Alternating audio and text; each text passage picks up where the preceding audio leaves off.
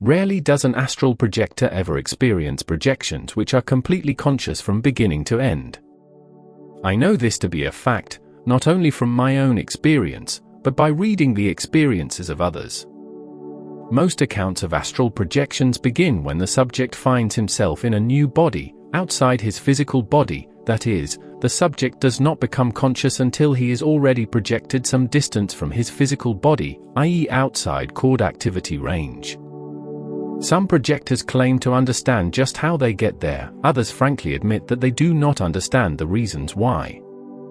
But one thing has always puzzled me: if the projectors who understand how they do so, really do understand the process, why have they not made it known? I have understood this process for many years, and presumed that all students of the occult understood it more or less. It was not until I began to turn my attention to what others had written upon the subject that I was convinced that the process was not generally understood after all. It is easy to tell people what happens once the astral body is projected, but telling them how to cause the projection is another matter.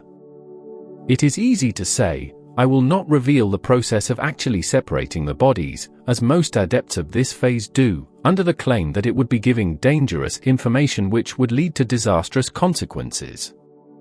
I have concluded that the reason why none of these sages have given the detailed process of projection is not because they are concerned as to the dangers involved, but because they do not know. They know that certain practices will ensure projection of the astral body, but they do not know why these practices produce the desired result. They know that they have awakened outside the physical body, but, not knowing why, they have pronounced it a gift, or said that it was spontaneous. And the fact that most tales of conscious astral projection begin after the astral body has left the physical, points with certainty to the conclusion that an entirely conscious projection, from beginning to end, is very rare. And a completely conscious projection is rare. I believe I have said before that, in most instances, consciousness only comes after one is already projected. And this is the most desirable way of having consciousness intervene, too, for consciousness from the very beginning permits the subject to experience certain undesirable activities which take place within cord activity range. However, I have produced such a projection, conscious from the very beginning, several times, and have experienced unintentional projections of this type on several other occasions. You will remember that my very first projection was conscious from the outset. Whenever a projection of this type took place, I always noticed it did so after I had been sleeping for several hours. I would awaken between 1 and 4 o'clock in the morning, usually, and the astral body would begin to rise, as I entered sleep again, but, on other occasions, as in the first experience quoted, the projection would begin in the hypnagogic state when emerging from sleep. I will tell you what takes place in each of these states: 1. The hypnagogic state, emerging from sleep, and 2. The hypnagogic state when going to sleep, respectively. The first experience quoted is an example of what takes place when a conscious projection occurs in the hypnagogic state following sleep. One begins to awaken slowly, unable to understand where he exists, but conscious that he does exist somewhere. Close your eyes and seal your ears and you will have some idea of the condition which one is in just before this takeoff in a projection. Consciousness grows slightly stronger, and one understands that he is lying upon the bed before he can see or hear, and there will be a very noticeable pulsation in the back of the head. This is the heartbeat. Often this is the very first thing one does notice, even before he can understand that he is lying upon the bed. Presently the subject will realize that he cannot move, and if he wishes to produce the projection he must have no desire to move physically, but must think of rising into the air. But he cannot try to move up into the air by trying to use effort, for this would interfere with the power which actually moves the body. At this time one merely lies quiet, without emotion, and thinks of moving upward. The subject will feel as if he weighed a ton, as if he were glued down to the bed. Eventually, he will feel as if this glue, holding him down, has lost its adhesiveness, and that he is like a balloon. When the anchor is disconnected, he begins to move upward. Then the floating sensation is present, because the astral body really is floating. The subject must lie perfectly calm, enjoying the sensation of floating, and thinking only of moving upward and outward. He will be cataleptic, as a rule, until after the power has moved him outside cord activity range, but he becomes free from catalepsy, sometimes, after the body has upright, when within cord activity range. But he never becomes free from catalepsy while the body is in the horizontal position. He could not and remain horizontal. All the time, within cord activity range, the subject can feel the heart's pulsations in the back of his head, and there will almost always be present, in some form or other, the eccentricities which you have studied and which will manifest within the range. Once outside the range of cord activity, the phantom is free, and is possessed of the most indescribable agility and exhilaration. This is where most people, who have experienced a conscious projection, first gain consciousness. Most of the accounts begin like this: once more I found myself outside my body, possessed of a freedom which I could never describe. Is not this the most desirable place to become conscious? It certainly is. There is nothing undesirable in astral projection, when one can awaken with such an enlivened feeling, and be perfectly free. Notice that, when a conscious projection begins during the second hypnagogic state, emerging from sleep, the subject will feel the disconnection of the two bodies. But when the projection occurs during the first hypnagogic state, entering sleep, the astral body rises up so easily that the subject scarcely knows that he has moved upward until suddenly he sees this to be the case. When the sense of hearing first begins to manifest, the sounds seem far away. When the eyes first begin to see, everything seems blurred and whitish. Just as the sounds become more distinct, so does the sense of sight become clearer and clearer. There is a spot, just out of coincidence, in which, as the phantom passes upward through it, the consciousness seems to fade out to some extent, then radiate back to normal again. I have noticed this every time. Just as the astral body leaves the physical, the consciousness grows dim for an instant, then comes back again, like an electric bulb growing dim for an interval, then again becoming bright. This spot is the place where it is most difficult to hold consciousness, and, remember, it is very close to coincidence. It is in the zone of quietude.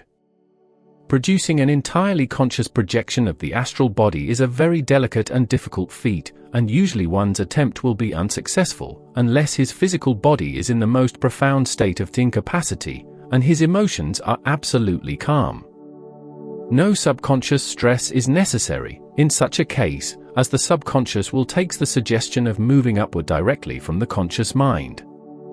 The reason why completely conscious projections only occur, as a rule, after the subject has been sleeping for several hours, is because the physical body has become incapacitated to a greater extent. It is not unusual for people to awaken early, in a condition of so-called nocturnal paralysis, which is really a cataleptic condition of the astral body, and this is the opportune time to try to project the astral body, which then becomes merely a matter of proper suggestion and emotional calm. I had noticed that completely conscious astral projections practically always occurred after I had been sleeping for several hours, sometimes even after I had slept the entire night, often making their appearance at 6 and 7 o'clock in the morning. As a rule, I would suddenly become wide awake, almost always at the same hour, every morning, for 6 or 8 mornings regularly, and then would come an awakening, at that identical time, when I would experience the projection of the astral body. For about 6 mornings, at 2 o'clock, I would suddenly awaken, and, lying awake for about 15 minutes, would go back to sleep again. Then would come a morning when I would awaken at 2 o'clock, and would have an astral projection, sometimes when emerging from sleep, and sometimes on going to sleep again. The passive will: have you ever had an intense desire to acquire or do something, and found that you awakened regularly, in the dead of night, with this desire upon your mind, and that you could think of nothing else? And have you ever noticed that, after you had experienced this for some time, that what you desired you ofttimes acquired? When you stopped to think about this, did it not seem that some influence within you awakened you, just for the purpose of allowing you to desire that which you wished? It has always appeared so to me, and I have, on 3 different occasions, acquired things which I very much wanted, and which in my hours of daily consciousness, seemed absolutely beyond my reach. You will find, if you analyze this, that you will be able to conceive of doing or acquiring some of the most seemingly impossible things, when you awaken in the dead of night and think about them, things which you could never think of doing during your hours of daily thought. Take the following by way of example. Brown desires a rise in wages. He has had this desire for some time, but hesitates to ask his employer for more money. In the dead of night, Brown awakens with his mind upon more money. Perfectly conscious, he lies there and tells himself he will go to the boss and tell him what's what. He will do this and he will do that. But when the next day comes, where has this strong will, this determination, disappeared? When Brown thinks of the resolutions he made, when drowsy, but conscious, during the night before, he wonders how he possibly could have thought of doing such ridiculous things. Next night Brown awakens again, thinking of the same thing, more money. And while he lies there, conscious, but quiet and drowsy, he again has the strong will, which seems almost ridiculous during the day, and his intentions to tell the boss what's what, and demand more money, once more seem perfectly sane and reasonable. All of us have experienced this. We have thought up things, planned to do things, determined to acquire something, while awake in the dead of night, and on the morrow have looked back upon those resolutions as almost too extreme, almost fantastic, almost carrying will too far. If we had that nerve in reality which we had in our nightly imagination, conscious imagination, wouldn't we be brave indeed?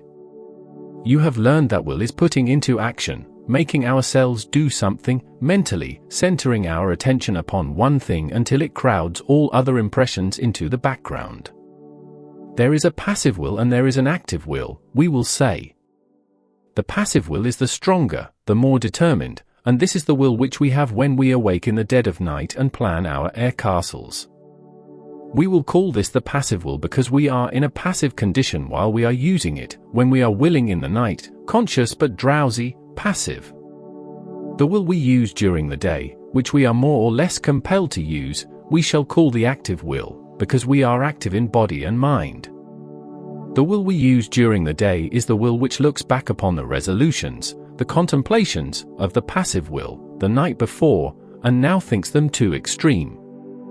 The passive will is the imaginative will, but is determined and extreme in its willing. Nevertheless, the subject is firmly convinced, while the passive will is functioning, that its premises are reasonable. Just another example, now, to show you the difference between the passive will and the active will, for all this is important in producing astral projection, as we shall presently see. I remember that, when I was a small boy, my older brother had a 10-gauge shotgun. I had always wanted to be able to tell my friends that I had shot off the gun, and how it backfired, etc.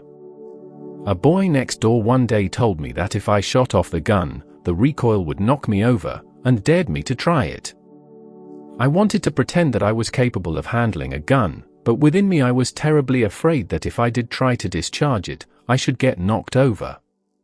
Several nights I awakened, thinking of shooting off that big gun, and, as I lay thinking about it, I would resolve to do the deed. I could see myself doing it, see my friend next door looking on with envy, etc. To shoot off that 10-gauge gun seemed perfectly reasonable in the night, when I thought of it, and many times I said, I will shoot it off. But when the next day came, and I looked at the gun, the resolutions of my passive will, my imaginative will, all my determination, which seemed so reasonable the night before, would seem preposterous and even fantastic. Now, if I but had the same determined will, the same extreme will, while active which I had while passive, there would have been no hesitancy upon my part in discharging the gun. Of course, the active will and the passive will may be said to merge into one another, but, for my present purpose, we shall consider that there is a distinctly passive will, an imaginative will, and that there is a distinctly active will, both conscious. You will understand, of course, that the passive will is by no means confined to manifesting itself during periods of wakefulness during the night, for the imaginative will can function at any time while we are conscious. The active will and the passive will can function simultaneously, that is, one can be performing an action dictated by the active will, and at the same time the passive will can be willing something else. Inducing projection. By the passive will method. When we are daydreaming, we are often using the passive will. We can be imagining, but not willing. We can will without being imaginative. But when we are imagining to extremes, when we awaken in the dead of night and think of performing some act, which during the day seemed preposterous, and that act seems at the time perfectly reasonable, when you say, "I will do this," or "I will do that" to your imaginings, then you are putting super powerful impressions into your subconscious mind. When you are serious in your suggestions as to what you will do, and when the act which you intend doing is extreme, the impression made upon the subconscious mind is proportionately powerful. Remember that the subconscious mind takes these suggestions seriously, regardless of the source whence they come, and hence, if you use your passive will upon that which you desire, the imaginative will, the extreme will, the determined will, the subconscious mind receives determined, extreme, suggestions which it could not possibly receive from the active will. Perhaps you will say, "What are you trying to make us believe?" That one can project merely by imagining that he can. In one sense, this is truer than you might think, but I am not advancing the claim that imagination alone can project the astral body. I am advancing the claim that passive will, the imaginative will, can cause the projection of the astral body. Since the subconscious mind accepts all suggestions without reasoning, the suggestions which it receives from the passive will, the extreme will, are accepted without reserve. Let us go back to that fellow, Brown, who wants more money from his employer. Under the influence of the passive will, as Brown lies awake in the dead of night, thinking about his desire, he visualizes, imagines, sees himself going up to his employer and demanding higher wages. And all the time, under this imaginative will, Brown sees this as reasonable, and even says, "I will do this and I will do that," really in earnest for the time being. His subconscious mind is similarly influenced, and the stress of the extreme determination is powerful. Now if Brown were to continue to use his extreme will, he would do the things he imagined that he would do. The subconscious mind, which received the suggestions, continues to hold them in that light, and if Brown's conscious mind were to exit for a time, the subconscious would still hold the stress of the passive willings. Now that is the principle under which you work to produce projection of the astral body, viz. Awakening in the night, under the passive will to project, and going to sleep again with these extreme, determined willings still centered in your mind. I have told you how I used to awaken at 2 o'clock every morning, for many successive mornings, just before a conscious projection. Every time I awakened, it seemed to me that some power within me had purposely awakened me, so that I would think about and desire the projection of the astral body. I would imagine seemingly impossible things concerning projection, and yet in that state of passivity, they did not seem at all unattainable, and I often said, "I will project," fully conscious from the start. I have done it unintentionally, and I can do it again. I will go to such and such a place, etc., allowing my imagination all the time to be accepted as perfectly reasonable. Yet, by day, I confess that I would modify my will, and think that I might project fully conscious from the start, that I might appear at such and such a place, and, even though I had done so before, I doubted that I could intentionally do so again. Thus, it eventually dawned upon me that the passive will, the imaginative will, was the stronger will after all, and that those serious and extreme imaginations, which seemed reasonable at the time, actually would take root in the subconscious mind, just as forcibly as my passive will had impressed them upon it. It was thus that the first conscious astral projections were brought about.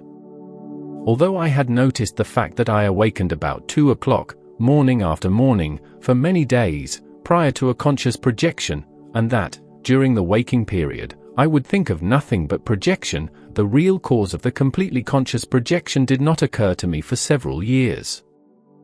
I now know that it was during these periods of nocturnal wakefulness that I was using the passive will, hyperdynamizing the desire for projection which was already in my mind. Yes, the desire was already there, it was dynamized by my knowledge of and desire for projection, and the stress of the desire would awaken me in the night, and then I would be using the passive will upon the very stress which awakened me, thus hyperdynamizing it, and later causing conscious projection from the beginning. And the completely conscious projection began at the hour at which I had been awakened each night. As a matter of fact, when the stress of a desire is strong enough to awaken you at night, it is strong enough to project you in the astral body, without hyperdynamizing it by the passive will, but to awaken each night successively and use the passive will upon the stress. The desire actually does hyperdynamize that stress, and it will become so strong that you can then produce a projection conscious from the beginning, sometimes when emerging from sleep and sometimes when going to sleep. Again, the stress of the mind will do one of three things when it becomes strong. It will awaken the subject, it will cause him to somnambulate, physically, or it will project the astral body. If the stress awakens you in the night, you can take advantage of this to use your passive will upon it, and thus make it stronger, more dynamic than ever, and some time or other a night will come when consciousness does not appear on time, and the subconscious will be in the act of moving the astral body when consciousness does appear. Perhaps it is just on the verge of moving the astral body, and perhaps the body is already projected some distance. I do not hesitate to declare that passive will to project, imaginative will to project the astral body is one of the big secrets of projecting. You can call it a process of mere imagination if you wish, but it is not mere imagination, but imagination plus will to do that which is imagined. You can never force the passive will successfully, for the instant you try to force passive will, it becomes active will. You must just have the desire to project so strongly within you that it produces passive will, which in turn builds up the stress of the desire, and convinces the subconscious mind that the visions you imagine concerning projection are perfectly reasonable and possible. By day, perhaps, under active will, you may think of projecting yourself, but will have your doubts as to whether you can do so, but by night you can awaken and imagine yourself projecting, and have faith that you can do it, just as I had faith, at night, that I could discharge the shotgun, but had my doubts during the day, when under active will. That determined, that extreme will, which we have when awakening in the dead of night, conscious but drowsy, is the will which promotes the projection of the astral body. Use it to obtain results. Try to awaken at a certain hour, say at 3 o'clock every morning, and, if your desire for projection be sufficiently strong, your imaginative will dwell upon that desire. Use no effort of will, just allow the will and the imagination concerned in projection to take their course, and fall to sleep again during the process. Do this for several nights in succession, and soon strange things will begin to happen about this hour in the morning. The results produced by dynamization of projection. If you believe that you have your mind sufficiently dynamized with the desire to project, and if your belief is correct, one of the following things should occur. 1. You should dream of a projection of the astral body. 2. You should somnambulate physically. One of the indications is to awaken and find yourself just getting out of bed. 3. You should awaken in the night with a desire upon your mind. 4. You should experience a conscious projection. If none of these manifestations occurs, there is but one explanation. Either you only imagined that your mind was dynamized with the desire, or else you are experiencing unconscious astral projections. And let me tell you, this unconscious astral projection is a common occurrence. I believe that no one has any idea of how really common unconscious astral projection is. It is my firm belief that, for every case of physical somnambulism, there are a dozen astral projections of the unconscious type. I have experienced many conscious astral projections, and I have no idea how many times I have been unconsciously projected, yet I have, so far as I know, only experienced 2 or 3 physical somnambulisms in my life. As to the 4 different results which dynamization of the desire to project in the astral body should produce, first, should you dream of the projection of the astral body, at once try one of the methods for causing it to awaken when you reach a certain place. Second, if you somnambulate physically, you have not yet induced the proper degree of incapacity of the physical body, so you must reduce the heartbeat still more, and then, when the subconscious will decides to project the body, the physical body will not respond instantly and will be left behind. Third, should you awaken in the dead of night with the desire in your mind, exert your passive will upon this desire, your imaginative will, and rise to sleep under the influence of this imaginative will.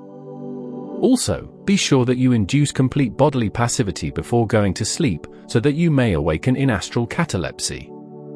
Fourth, should you find that none of the first 3 occurrences takes place, you have either a lack of desire stress, or are undergoing unconscious projections. In this case, suggest to yourself, on retiring, that you will henceforth awaken at 3 o'clock every morning. If this does not awaken you, use an alarm clock until you can form the habit of awakening at the proper time.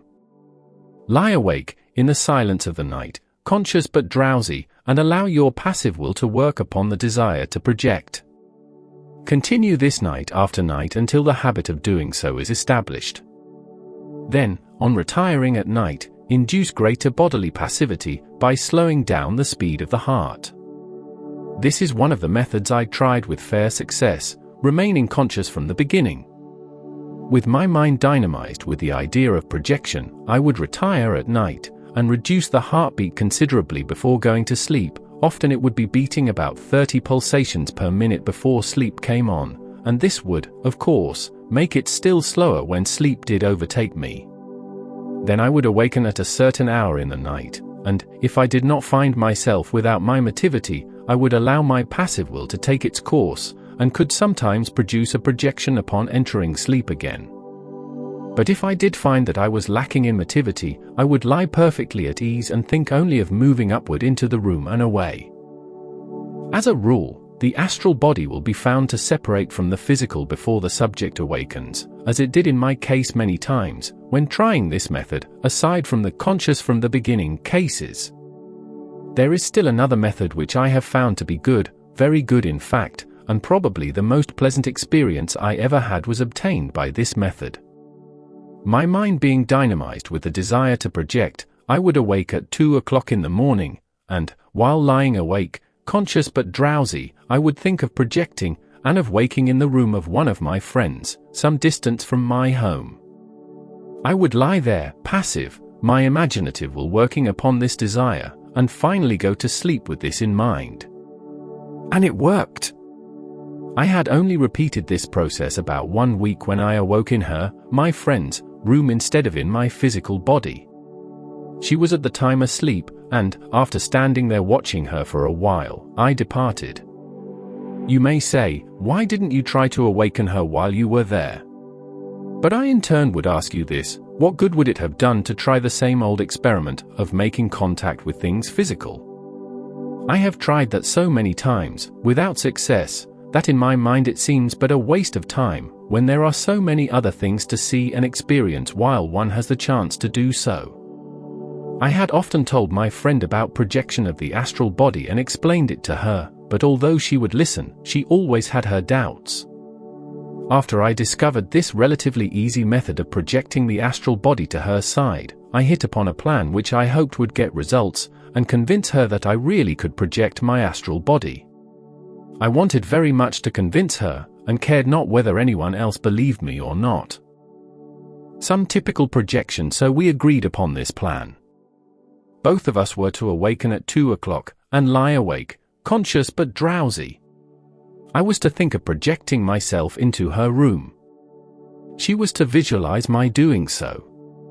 I hoped, by this method, to use not only my own powers of projection, but also to utilize her psychic force to assist me. We were to allow our passive wills to work upon our desires, in the dead of night, at the same time.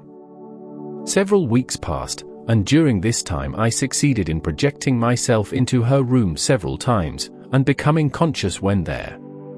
But I had no recollection of having traveled the intervening distance. In other words, I remained unconscious until the time when I awakened. On one occasion when I awakened, she was awake too, but did not see me. A queer thing did happen, however. I decided, on the next occasion, to do certain things, which I would not tell her, and see if she could describe to me what I did, provided she admitted seeing me.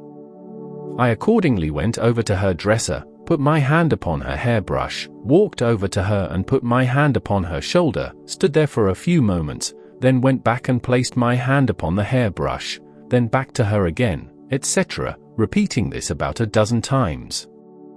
All the time she was apparently sleeping. The next day I inquired if she had seen me in her room. "No," was the reply, "but I dreamed that you were there." "What did you dream?" I asked her. "Tilda J dreamed that you were trying to brush my hair," she replied, "and that you kept running back and forth, trying to find the comb, and that I kept telling you it was on the dresser." I concluded that this was very nearly a complete success, even though she were but dreaming. However, attempts on her part to see me seemed to be unsuccessful. And then, what do you suppose happened?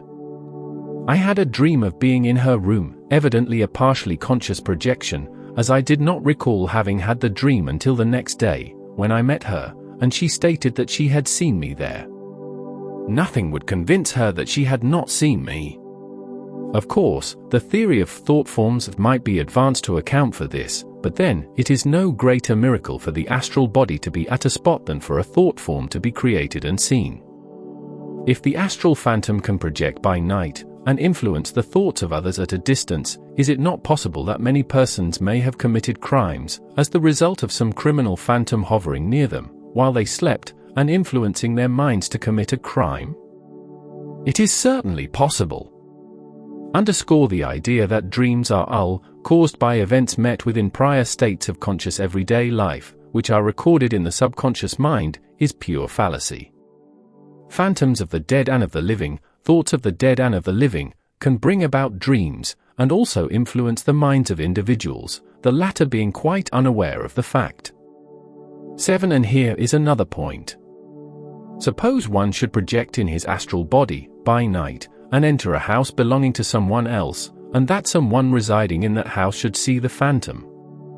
Do you suppose that you could induce the ordinary individual to believe that the phantom thus projected was that of an earthly, living person, like himself, who was but sleeping somewhere? Hardly. And if the projected phantom were unconscious, the seer would say that that spirit he saw walked right past him, without paying any attention to his being there. Thus, there are many ways of accounting for haunted house phenomena. And, further, if the projected phantom were unconscious, why might it not be influenced by the thoughts of those residing in the house, and do the things which these individuals conceived it doing? Might not telepathy exercise a control over the phantom's mind? I think it highly probable. For example, while I was dreaming of being in my friend's room, at the time she thought she saw me there, might not her mind have instigated the dream which I had of being there in my mind? In any case, that is what happened on that occasion, and she stated that I came into the room through the wall, just as she was about to go to sleep, and that I paid no attention to her, as I walked about the room, finally passing out through the wall again. As time passed, with the cares and duties of everyday existence, our experimenting dropped into insignificance, but since then I have awakened several times in her room, by using the passive will, the imaginative will, to do so, and at other times during unintentional projections. Why not try this experiment, therefore, if there are no reasons why you cannot try it? Arrange with someone of whom you are fond, and who in turn is affectionately disposed toward you. Both should awaken at a given hour in the night, and, lying awake, conscious but drowsy, allow your conscious passive wills to operate upon the desire. The one who is to project must desire to be at the side of the seer, must visualize himself moving upward, out of the physical, and speeding through the air to the seer's side, and the seer must imagine the projector doing so, at the same time. But do not forget to use your passive will, your imaginative will. Go to sleep using the passive will. The greater the affection which exists between the projector and seer, the greater the harmony and the greater will be the desire. And, as a mere experiment, someday, when you are away from someone you love, on going to bed at night, use your imaginative I will, and desire to come back to him, or her, visualizing yourself moving upward, out of the physical body, just as you are entering sleep. Another factor which will aid in this experiment is that the astral body usually is under the inclination to move back to the place where it is in the habit of residing, and also moves with much more ease from a strange place to a familiar place. I have taken the following accounts, which are similar to those which I have just given, from Carrington's True Ghost Stories. Here is a case of this nature, experienced by the English investigator, the Reverend William Stainton Moses, who corroborates the following account, which is furnished by the agent. One evening I resolved to appear to Z at some miles' distance. I had not informed him beforehand of the intended experiment, but retired to rest shortly after midnight, my thoughts intently fixed upon Z, with whose rooms and surroundings I was quite unacquainted. I soon fell asleep, and woke next morning unconscious of anything having taken place. On seeing Z, a few days later, I inquired, "Did anything happen at your rooms on Saturday night?" "Yes," he replied, "a great deal happened. I had been sitting over the fire with M, smoking and chatting. About 12:30 he arose to leave, and I let him out myself. I turned to the fire to finish my pipe, when I saw you sitting in the chair just vacated by him.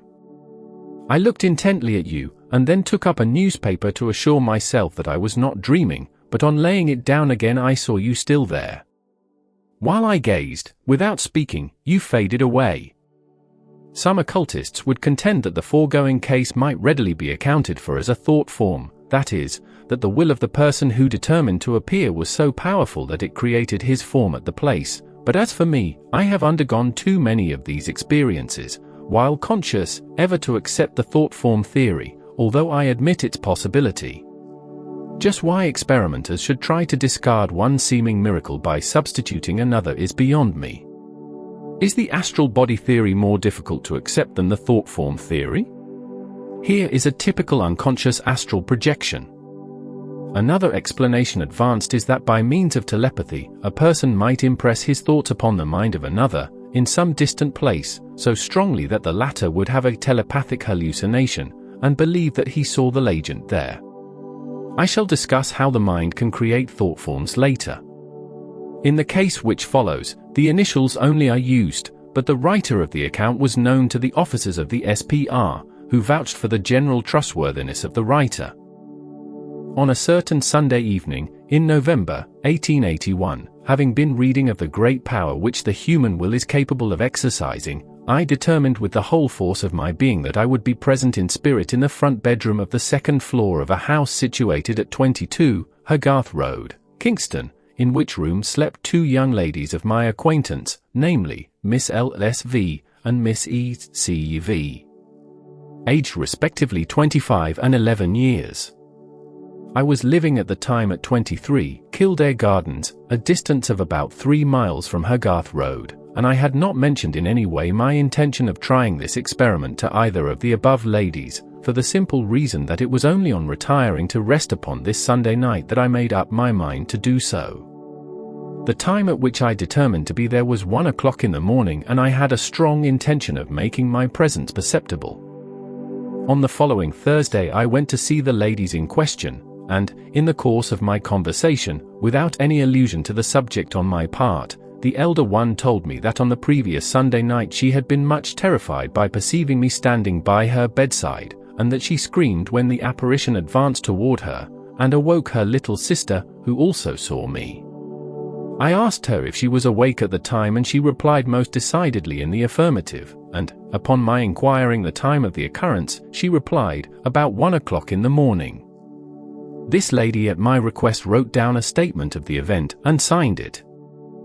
Mr. Gurney, one of the authors of Phantasms of the Living, became deeply interested in these experiments, and requested Mr. B to notify him in advance on the next occasion when he proposed to make his presence known in this strange manner. Accordingly, March 22, 1884, he received the following letter: "Dear Mr. Gurney, I am going to try the experiment tonight of making my presence perceptible at 44, Moreland Square, at 12 p.m. I will let you know the result in a few days. Yours very sincerely, S.H.B." The next letter, which was written on April 3, contained the following statement, prepared by the recipient, Miss L.R.S. Verity, on Saturday night, March 22, 1884, at about midnight. I had a distinct impression that Mr. S.H.B. was present in my room, and I distinctly saw him, being quite awake. He came toward me and stroked my hair.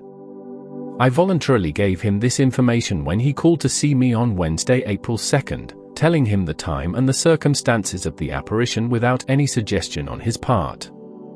The appearance in my room was most vivid and quite unmistakable. Miss A. Des Verity also furnishes this corroborative statement. I remember my sister telling me that she had seen SHB, and that he touched her hair, before he came to see us on April 2nd. The agent's statement of the affair is as follows. On Saturday, March 22nd, I determined to make my presence perceptible to Miss V at 44, Moreland Square, Notting Hill, at 12 midnight, and as I had previously arranged with Mr. Gurney that I should post him a letter of the evening on which I tried my next experiment, stating the time and other particulars, I sent him a note to acquaint him with the above facts. About 10 days afterward I called upon Miss V, and she voluntarily told me that on March 22nd, at 12 o'clock, midnight, she had seen me so vividly in her room, whilst wide awake, and that her nerves had been much shaken, and she had been obliged to send for a doctor in the morning. Experiences such as these might be passed off as telepathic hallucinations, but to my way of thinking each example given is a typical unconscious projection of the astral body. Do you know how long it takes the astral body to speed to a distant place and come back again into the zone of quietude while the subject sleeps? Just about 1/10,000th of the time which it takes you to think about it. When a projected phantom is conscious at some place at a distance, how is such an event to be explained? By the telepathic hallucination theory or by the astral body theory? The foregoing are all typical examples of the method I have just given, the passive will method of projection of the astral body. Through passive will, imaginative will, many of those who have been classed as dreamers have performed very unusual feats, some good, some bad. The fact that they were dreamers has been pointed out emphatically. The reason they have been enabled to accomplish the very unusual is because they have allowed their passive wills to work upon the very thing which they wish to accomplish, even though they did so unconsciously, and their passive will subjected them to an extreme stress, which, when it did burst forth, produced extreme results. If you wish to guard yourself from doing evil, you must not only govern your active thoughts, but your passive thoughts, and especially your imaginative will, as well. And if you wish to accomplish the unusual, you must not only use your active will, but your imaginative will. That is how to develop this extreme stress in the mind, by desiring to project to a certain place or person, by awakening in the dead of night and using your passive will upon the desire, and going to sleep again with the desire dominating the mind in this extreme manner. If you could keep this up nightly, for a period of several months, you would soon find that your subconscious mind needed no other stress than the desire to project, in order to cause you to do so, and you would be enabled to project merely by reducing your heartbeat, upon retiring for the night, and thinking about the place, or person to whom you wish to be projected. I have done this many times, merely giving myself one single suggestion, to project to a certain place, on going to bed, and during the night I would find myself projected to that particular place. Chapter 13. When you use the passive will method, you realize, of course, that it is not the conscious will which moves the astral body out of the physical, but the unconscious will. The reason that the passive, conscious will is such a powerful factor is because it wills to the extreme, setting up an extreme stress in the unconscious mind, then the subconscious or unconscious mind works within itself to bring about the projection. Neither is the controlling intelligence the ordinary subconscious mind, which does not reason, but is a department of the unconscious mind which does reason, analyze and direct. Some identify it with the superconscious mind, at least the controlling intelligence is thought to be the superconscious mind. This department of the unconscious mind has a will of its own, just as the conscious mind has a will of its own. Because this division of the unconscious mind has all the qualities of the conscious mind, and has a will of its own, like the conscious, I shall call it the cryptoconscious mind.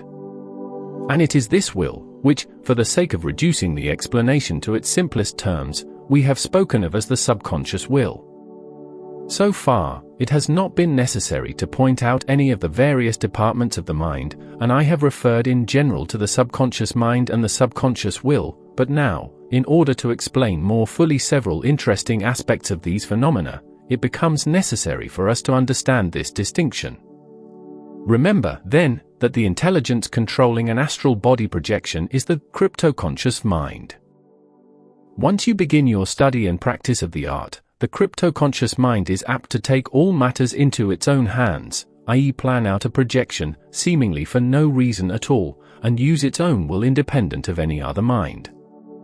Thus, the subject suddenly discovers that he is the victim of a projection, and that the inner intelligence is controlling him, instead of his controlling the inner intelligence. When such an automatic projection occurs, one can do little to prevent it. One occultist has grasped the significance of this condition, for he says, writing upon the subject, during development the astral seems to get a will of its own, and may go ahead too fast, even without the person knowing it.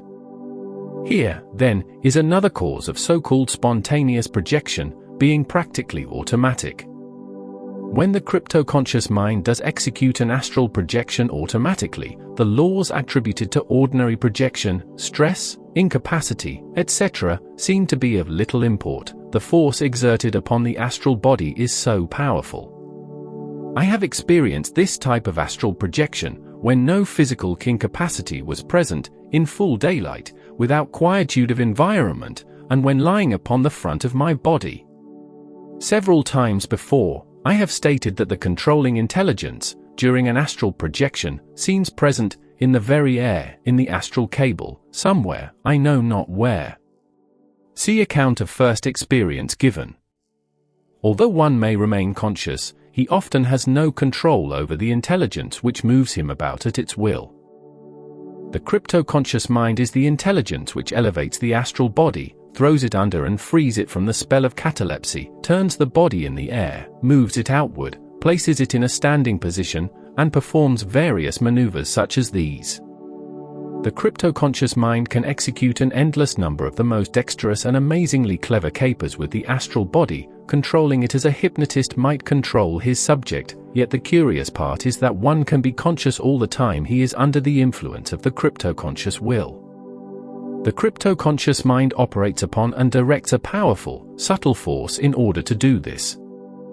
This force, this motive power, which the intelligence directs, is the factor of which we know the least, and it is without a doubt inherent in all of us.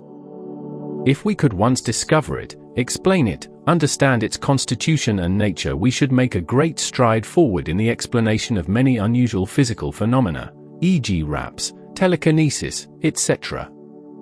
Cryptoconscious manifestations often credited to phantoms of the dead with many mediums, the cryptoconscious mind, operating upon this hidden force, does curious things, such as producing physical manifestations. The power is in the medium, and is directed by the cryptoconscious mind, while spirits from the other side are credited with producing the phenomena. Even the medium himself does not realize that the intelligence, behind the manifestations, is the cryptoconscious mind. I know of nothing which acts more cunningly than the cryptoconscious intelligence, when it has one under control, even doing extremely comical things. It is my belief that the cryptoconscious mind often produces effects which amuse sitters, just as they would like to be amused, and haunts a place with raps, etc., merely because human beings residing in that place expect to hear or see manifestations. All this would not be a mere hallucination, you understand. Earthly beings can haunt a house in which they live, they can hear and see physical manifestations, which they attribute to spirits, but which are produced by their own cryptoconscious minds operating upon this hidden force.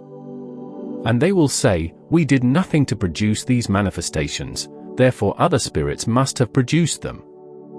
However, be not deceived, spirits too can produce similar manifestations, haunt houses, etc., but we must not blame everything upon departed entities. It is also probable, I believe, that many messages, given by a controlled medium, and assumed to come directly from spirit friends, are given by the cryptoconscious mind of the medium. It is not going too far to say that the cryptoconscious mind may even represent a departed friend, while giving the message. Most advanced occultists agree that many psychic phenomena are produced by the inner intelligence of the medium, operating upon some vital force, while many are governed by spirits. And this hidden intelligence, which acts so cleverly, is the crypto-conscious mind. It is the controlling intelligence behind astral body projection, operating upon some subtle force, and maneuvering the body at will. In fact, this clever maneuvering of the astral body is one of the most striking, yes, astonishing, impressions which one has, on first experiencing a completely conscious astral projection. I would not say that it is the first astonishing perception, but it is the second. The first, almost staggering realization is that of being alive, as you have always known yourself, outside your physical body. The realization of it, when consciously projected, when looking upon one's lifeless physical shell, is almost too amazing to be accepted as true, and throws one into an almost ecstatic state. After recovering from this first staggering realization, the second visual miracle is the dexterous controlling intelligence in operation. The various ways in which the mind functions. We shall now consider the various ways in which the mind functions from the beginning of the projection of the astral body up to the end of cord activity, then beyond the range of cord activity. First, consider an intentional or unintentional projection which takes place during sleep, when there is a stress of desire or habit at the surface of the common, subconscious mind. This stress is worked upon by a department of the unconscious mind, which we call the crypto-conscious mind, i.e. the unconscious mind works within itself. The crypto-conscious mind begins its consideration of this stress, this problem, and, by a process of reasoning, decides that the way to eliminate or ease the stress which is in the common subconscious mind is to project the astral body and let it work off this stress. It may be that the crypto-conscious mind does these things at night, while we are asleep, because it knows that we will not do so during the day, when we can consciously interfere, i.e. the crypto-conscious mind realizes that the conscious mind is bound or prevented, in many instances, from working off these stresses, and therefore causes them to be eased while we are unconscious. At any rate, the crypto-conscious mind takes control, directs the subtle force, and causes the projection. When the astral body is in the act of projecting, the subject can sometimes, 1. Be unconscious. When this is the condition, the crypto-conscious will govern the entire movement of the astral body, shooting it hither and thither about the astral plane, causing it to work off habits, appease desires, etc. 2. Be conscious, and by his conscious will influence the control of the outward or inward movement. But he can never influence the controlling intelligence to change the route of the exteriorization or interiorization of the phantom. That is one activity which remains invariably stable, the route which the phantom travels. For example, one can suggest uprising, when conscious, and lying in the air, and the controlling intelligence will respond to the suggestion and move the body further upward. Or, when one is being upright into a standing position, he can suggest that he remain horizontal, and he will do so.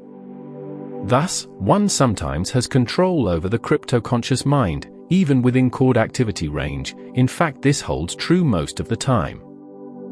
3. But there are other occasions when one may be conscious, and yet be absolutely unable to influence the crypto-conscious mind by conscious suggestion.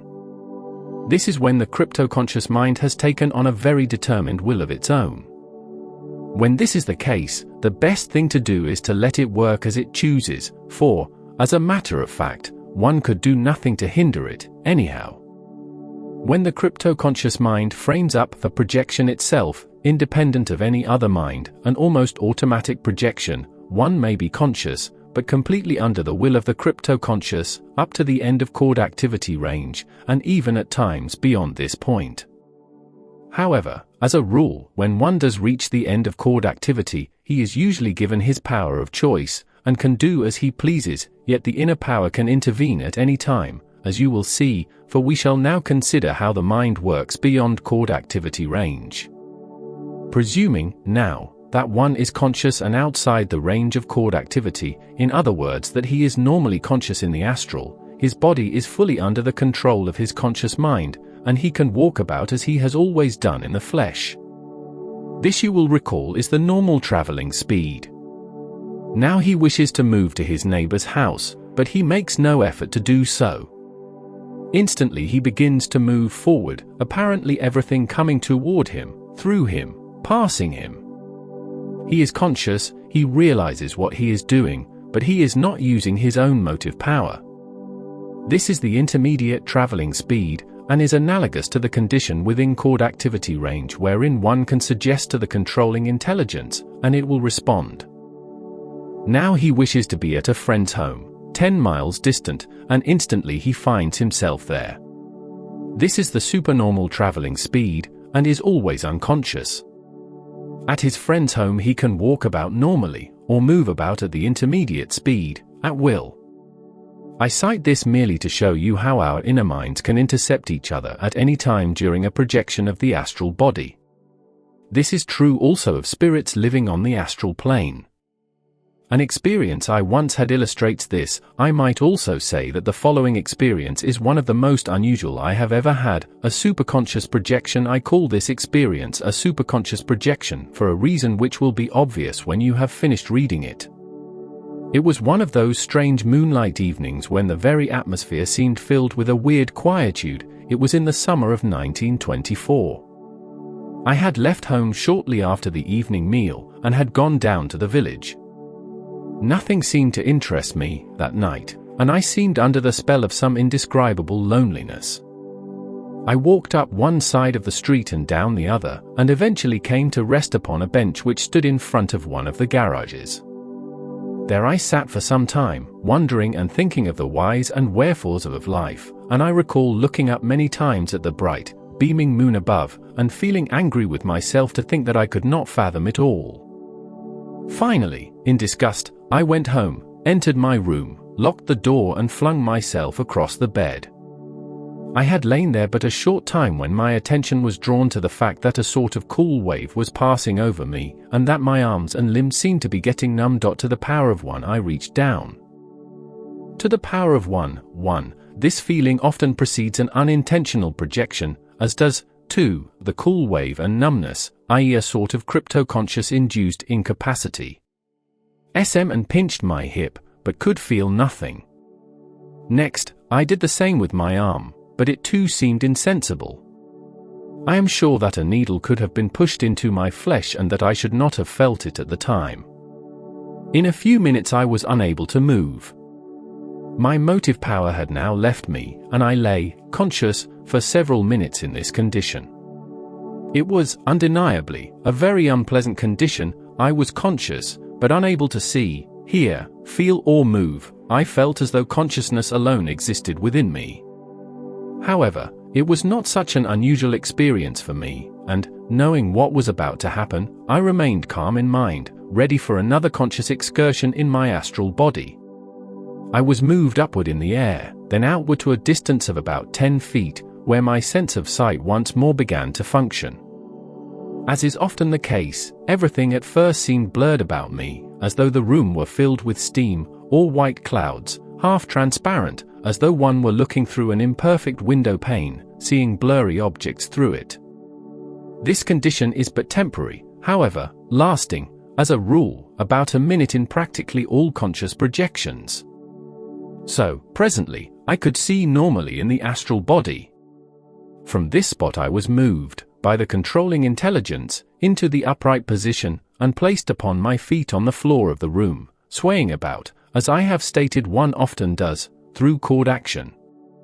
When I advanced outside chord activity range, I was once more free and normal, and walked through the house for a short time, then outside and into the street. No sooner had I got into the street than an almost bewildering scene surrounded me, and I found that I was in a strange house, I knew not where. I realized at once that I had traveled there at the supernormal speed, but why I had done so remained a problem.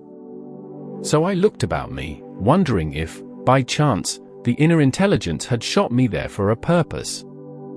4 people were in the room, one of them a girl of about 17. Still, I could see no reason for my being there.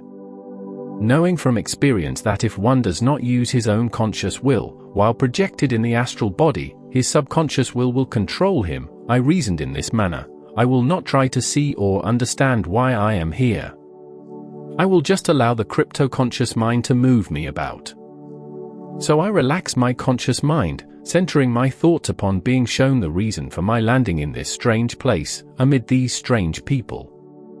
No sooner had I done so than my body moved, without effort on my part, to a position directly in front of the young lady, who, by the way, was sewing upon a black dress. Still, I could see no reason for my being there, so I went about the room again, taking visual notes of various objects. There seemed nothing for me to do but to go home again, wherever that was, for this flight, so far as I knew, had been purposeless.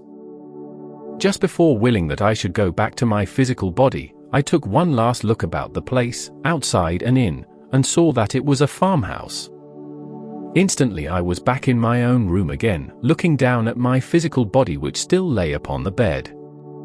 As I have always been a little careful about extensive projections, I decided to get back into the physical, and did so, merely by willing that I should enter my body and moving toward it. One has in fact difficulty in preventing interiorization if he approaches too near the physical body.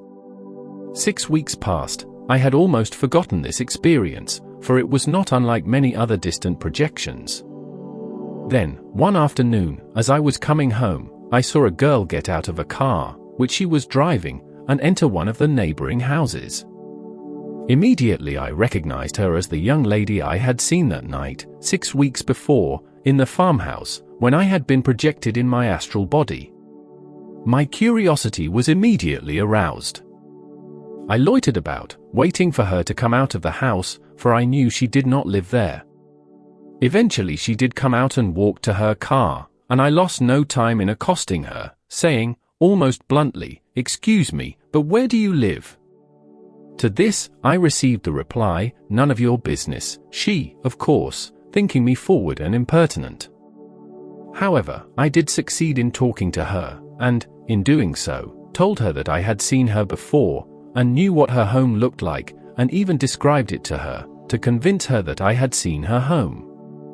My description was so perfect that, on hearing it, she was not so aloof and began to talk more freely, wondering who had told me all this, and asked how I knew these things, when I did not know where she lived. One thing led to another. I began to like her. I have seen her many times since, have seen her home, exactly as it was in the conscious projection, which is 15 miles, as the crow flies, from my own home. I have even convinced her that astral projection is possible, for she has since seen me projected into her room. See the case, pp 172-73. She is at the present time, in fact, a very close friend of mine, and is the young lady with whom I have since tried so many experiments. Automatic projection. Although I have stated that spontaneous projection does not exist, it is nevertheless true that the crypto-conscious mind can produce a projection of the astral body without being stimulated to do so. And although we may term this crypto-conscious, automatic projection, it really cannot be considered spontaneous, any more than it would if we performed an act after conceiving it in the conscious mind and carrying it out without any outside suggestion. When such a projection takes place, it is interesting to note how the intelligent mind within us acts very much like the conscious mind would act during a voluntary projection. When we induce a voluntary projection, we know that passivity of the physical body is a very important factor, and we can induce this condition by heart control, also that, in doing so, we often feel cool waves passing over us, and notice that we are quite torpid. If one is conscious, at the beginning of a crypto-conscious automatically induced projection of the astral body, one of the first noticeable symptoms will be this cool wave, then a numbness of the arms and limbs, exteriorization of sensibility, often to such an extent that pain cannot be felt. Next, he will find that the inner power has removed his motivity from him. Is this not similar to voluntarily induced incapacity? Voluntarily we produce a completely passive condition of physical body, not unlike that produced by the crypto-conscious mind, when about to project the astral body. Regardless of all that I have said concerning the mental functions, during the process of astral projection, nothing which I have said is invariably true, for, as a matter of fact, the departments of the mind all influence each other, more or less, and work both independently of each other and in collaboration with each other. It would be well nigh impossible for anyone to state exactly how the various departments of the mind will function, even though he can, by study and experience, set down many important functions which do take place within those unfathomable realms. After one has experienced even one single conscious projection, he will be convinced of the superiority of the cryptoconscious mind. However, he will also notice that, while this mind controls him to perfection on some occasions, it is influenced by impressions from the other minds on other occasions. To explain more fully, 1. The cryptoconscious mind can produce a cryptoconscious automatic projection of the astral body, and the subject may be unconscious, the controlling power doing with the body whatever it wishes, independent of any outside impression. 2. The cryptoconscious mind can work upon a stress from the common subconscious mind. It can project the body and be influenced by the common subconscious mind's impressions. This is very common. 3. The cryptoconscious mind can take a suggestion directly from the conscious mind, and then produce a projection of the astral body. This is not so common, but can be done at times, especially by using the passive conscious will. 4. The cryptoconscious mind can have the body under control, the subject being conscious, and take suggestions from the conscious mind, or ignore the suggestions from the conscious mind. 5. The cryptoconscious mind can have the body under control, the subject being conscious, and take suggestions from the common subconscious mind, such as a stress of habit. Thus, if the cryptoconscious mind refuses to take suggestions from the subject's conscious mind, but pays attention to the suggestions coming from the common subconscious mind, the subject will be compelled to enact a habit or appease a desire, of which there is a stress, even while conscious. Haunting phantoms are often in this condition. The foregoing will give you an idea of the many different ways in which the minds work. However, the rule is that one is able to influence the controlling power by his conscious will most of the time during a projection which is conscious. In fact, the controlling power usually frees the subject after projecting him. So far as unconscious projections are concerned, what difference does it make, for we are then unaware of what is happening in any case? The cryptoconscious mind is doubtless responsible for many psychic phenomena which I shall touch upon soon. First, permit me to quote another experience. A horrible experience. One day in the summer of 1916, a violent wind and rain storm swept the locality in which I live, and, although its duration was but brief, considerable damage was done. Buildings were wrecked, trees uprooted, power lines damaged, and large pools of water stood in the depressions of the ground. After the storm, the boy next door, my brother, and I walked down the street to see the results of the catastrophe. We were walking along the sidewalk, discussing the storm, when about 3 blocks from home we came to a place where the electric power lines had snapped, one of the wires hanging from a pole directly across the street. We stopped, wondering whether it was a live wire. The ground was very wet, as was the sidewalk on which we stood. I reached forward to move the wire out of the way. That is all I remember, for the wire was carrying a high voltage and, having no rubbers on my feet, I was immediately knocked unconscious. The boys told me afterward what occurred immediately after I touched the wire. I bounded vigorously forward. I was rigid and my face bulged as if ready to burst from blood pressure. The jump was so violent that I landed almost 10 feet from the sidewalk in the mud and water of the street, the wire clinging to me, or I to the wire, as I did so. Of that I knew nothing, but I presently became conscious outside my physical body and saw it lying there, i.e., I saw it from my astral body. I could feel the terrible electricity passing through me, even as I stood some feet away from my physical body, which was in contact with the wire. See a duplicate sensation. And the terror, the pain, the feeling of that ordeal. Just to think of it now makes me wonder how I ever could have stood it. I have no words which can describe the awful feelings which I underwent, while conscious in the astral body, my physical body still in contact with the wire. Although exteriorized from the physical body, looking on, and feeling the agony, I could do nothing. I could not move by my own volition. My arms, in the astral body, were held rigid, as if grasping a wire which was not there, just as my arms in the physical body were grasping a wire which was there, and I could not move my arms from that position. My astral body, wherein I was conscious, although upright, was in exactly the same position as the physical body, which was horizontal. One limb of each body was drawn up, each body was curled up slightly in the middle, both hands of each body were holding similar poses, as if the astral two were clinging to a wire. Amid this agony I could see the boys standing beside me, frightened dumb, but afraid to touch me in my physical body, lest they too became victims. In vain I shrieked to them to run for help, but they could neither see me in the astral body nor hear my pleas.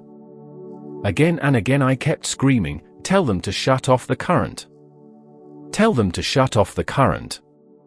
But my cries fell upon deaf ears, and the two boys stood there afraid to move. Suddenly they seemed to gain their senses and began to shriek and jump about frantically. I could see them pacing back and forth, yelling with all their might for help. According to them, I too had screamed out when I first touched the wire and hit the ground, after being thrown there. But I have no recollection of having done so, and must have been shrieking while unconscious. After landing upon the ground, they say, I raised myself up 2 different times and fell back again, then they thought me dead. This must have been about the time the projection occurred, and I became conscious in the astral body. At any rate, I became conscious and found myself standing beside my physical counterpart in the astral body, and I felt the intense agony of being electrocuted as plainly as if I had been conscious in the physical body at the time. It is only now that I realize that no words of mine can describe my agony of that day. It was as if pain was seething like steam from every cell of my body, and I was trembling in the astral exactly as the physical body was trembling under the current. There I stood, helpless, for several minutes, which to me were like so many years. Then, thank God, I could see people coming on the run toward the spot, from all over the neighborhood, and I seemed to know that someone would get me out of my torment. There was M climbing a fence almost a block away, and he was one of my best friends. Over the fence I saw him come, then rush toward the scene. 2 ladies from the nearby houses were coming. I knew them too. And there, a man and his son were running toward me, the man carrying a hatchet. He had rubber boots on. This man reached down to pick up my physical body, and as he did so, I seemed to bound right back into it again and was conscious there, as all the neighbors stood by, looking on. Everyone whom I have mentioned in this account is still living and would vouch for the genuineness of this occurrence, so far as the physical aspects are concerned. I have omitted their names for the reason that they might be opposed to having them appear in a book of this character. All were astonished at the fact that I came back to life, as they said, and the examining physician who was called was likewise baffled, considering the length of time I had been upon the wire and the current it was carrying. The spectators, in fact, presumed that I had been dead for some time. The boy stated that about 10 minutes had elapsed from the time I first touched the wire until I was taken from it. As I was conscious for at least 5 minutes, I must have been unconscious for about 5 minutes before awakening in the astral body. WHY victims of violent death reenact their death in the astral bodies almost every night. After this tragedy, I dreamed that I was being electrocuted, and in the dream I would live through the whole experience again, exactly as it happened. Sometimes I would become conscious, and find that it was only a dream, but on doing so always found myself projected and usually standing beside my physical body which lay upon the bed. Even then, at times, it would take me several minutes to understand that I was conscious and in my astral body, and that the experience was a thing of the past. On one occasion I awakened in this awful dream and found myself projected, living through the horrible experience exactly on the spot where it occurred, which was several blocks from my home.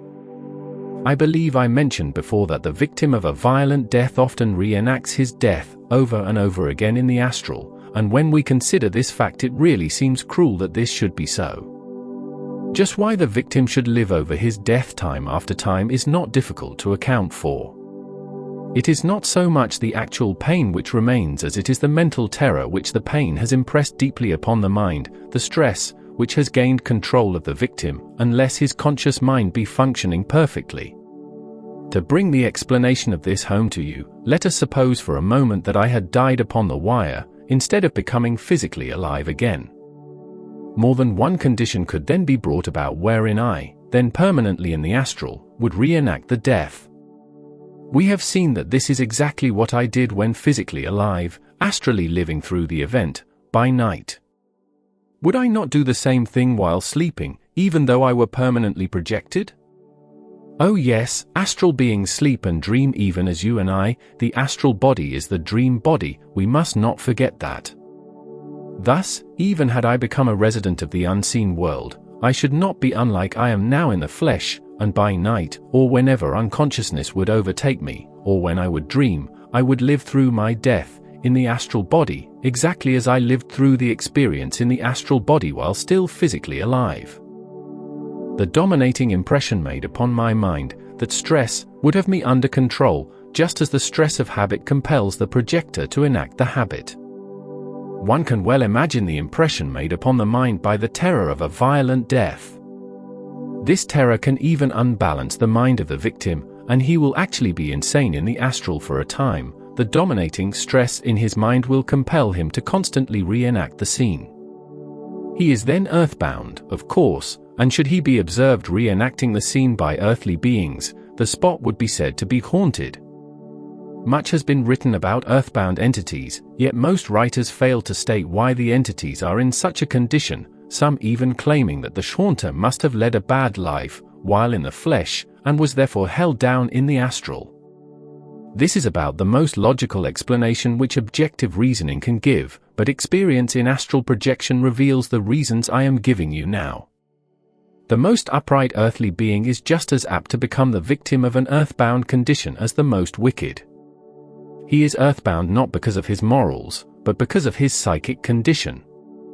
I have been criticized by spiritualists, on several occasions, for making this statement, i.e. that the most upright earthly being is just as apt to become a victim of an earthbound condition as the most wicked. Yet it is true that a perfectly innocent person may become earthbound. It is always the victim of a murderer who lives over his death and haunts the place of his death. How often do we hear of the murderer haunting a place? No, it is always the victim, the innocent party, who figures in haunted house phenomena. In fact, the whole foundation of modern spiritualism rests upon haunted house phenomena.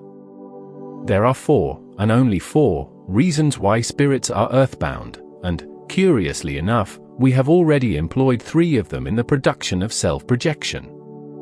They are all conditions of the mind and its functionings, namely, 1. Desire, 2. Habit, 3. Dreams, 4. Insanity. It may appear unreasonable, especially to those who believe that an earthbound condition is only brought about by living a wicked earthly life, that revenge will cause an entity to be earthbound, and will cause him to haunt the place or person, and that love will do the very same thing. A mother, desperately longing to clasp her child once more to her breast, will frequent a place for some time after death, will haunt it, in other words. The criminal, desiring revenge, will do the same thing. Both are under the influence of the stress in the mind, and will not only do so while conscious, i.e. when the crypto-conscious will pays attention to the stress, and ignores the conscious suggestions, as it sometimes does, but will do so while unconscious or in the dream state. I know of a case in which a grandmother, who dearly loved her children, had died and haunted the place after her death for many months. Further, she had been insane for some time before her death. After many months of haunting, one member of the family got into communication with her and said, "What on earth do you want to keep prowling about here for, or annoying us?" To this, the old lady replied in her German brogue, "I not know I been here for good while. I come now yes to see how my children are, then I go away again." The earthly communicator then instructed her, telling her that she could do little good, and that she must throw her earthly desires and habits away. From that time on, the house was no longer haunted by the old lady's presence. This is a case of love, desire, holding the entity back by its stress.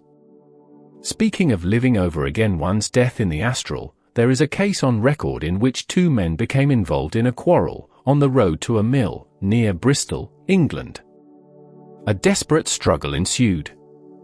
They wrestled, rolled, beat, and pounded each other until eventually one of them killed the other. For many months after that, at the same time each night, the time when the death actually occurred, the victim was repeatedly seen, living through the quarrel and death, just as I reenacted my electrocution over and over again at night. He would fight, beat, and tussle with his imaginary foe for some time, then disappear. Investigators who saw the scene stated that the entity appeared to be dreaming, yet he occasionally conversed with them as logically one see, in this connection, Hydesville in History, by M. E. Cadwallader. As any conscious person would. This is what baffles many experimenters, for they reason that because an earthbound entity is conscious enough to understand and talk, he cannot possibly be dreaming. But this is a big mistake. It is the crypto-conscious mind which has the entity under control at such a time, and it is this mind which does the talking, answers the questions, etc., while the conscious mind is engaged in the dream.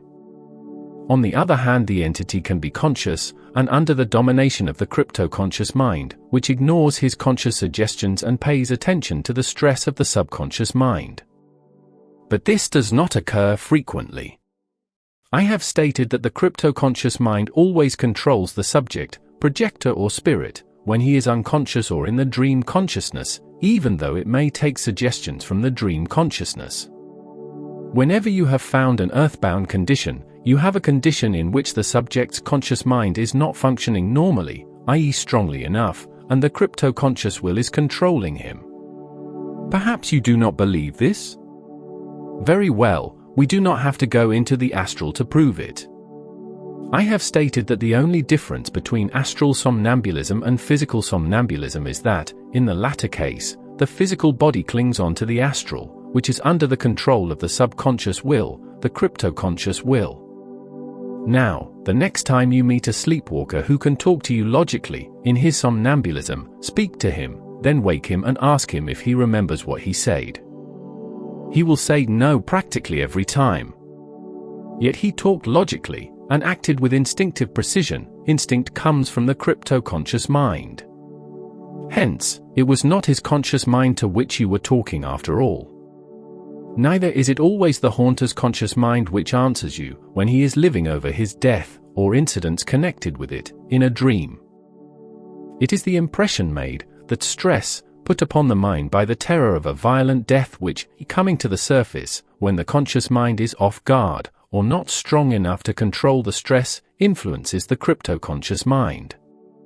Had I somnambulated physically in my dream of being electrocuted, I should have acted out the tragedy with my physical body clinging to the astral, just as I did in my astral body alone.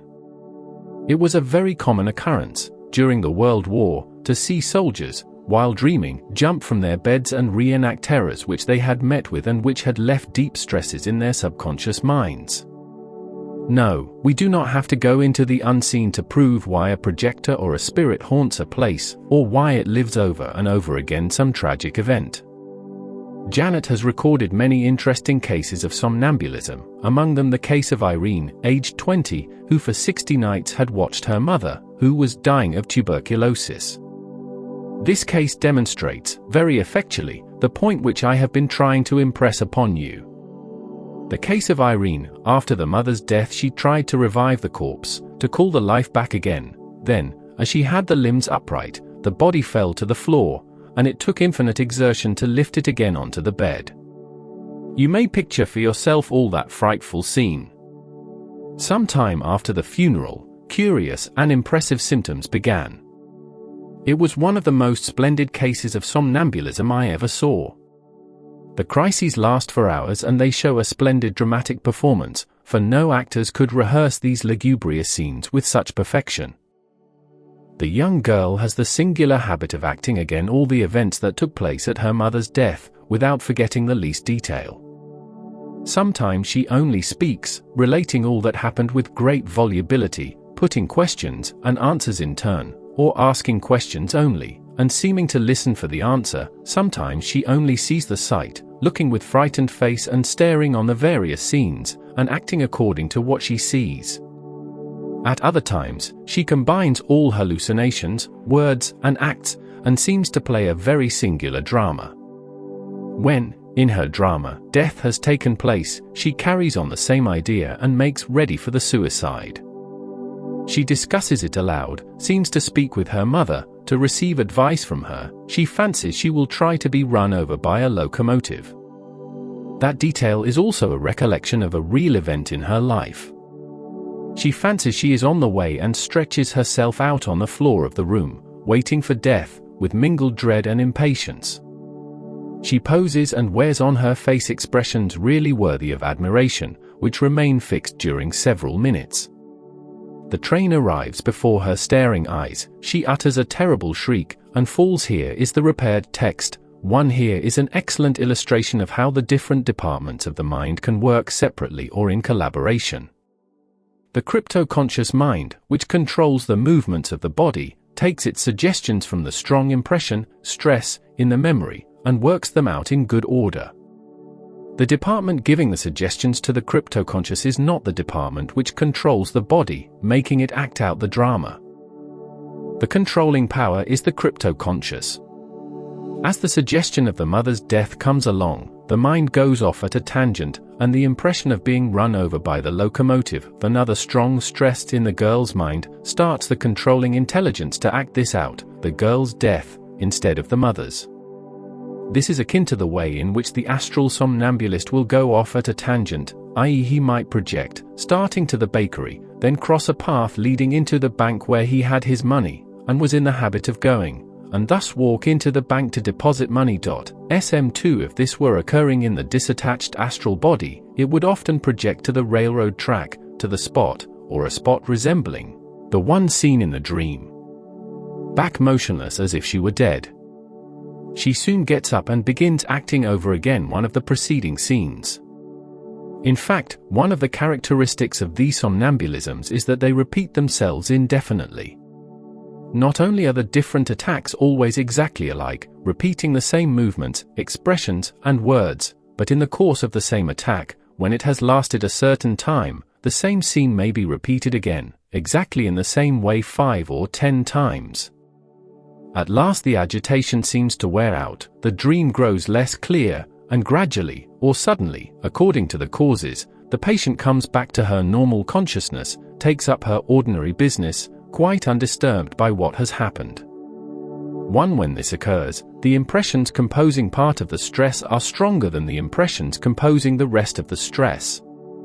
SM. The crypto-conscious mind and telekinesis.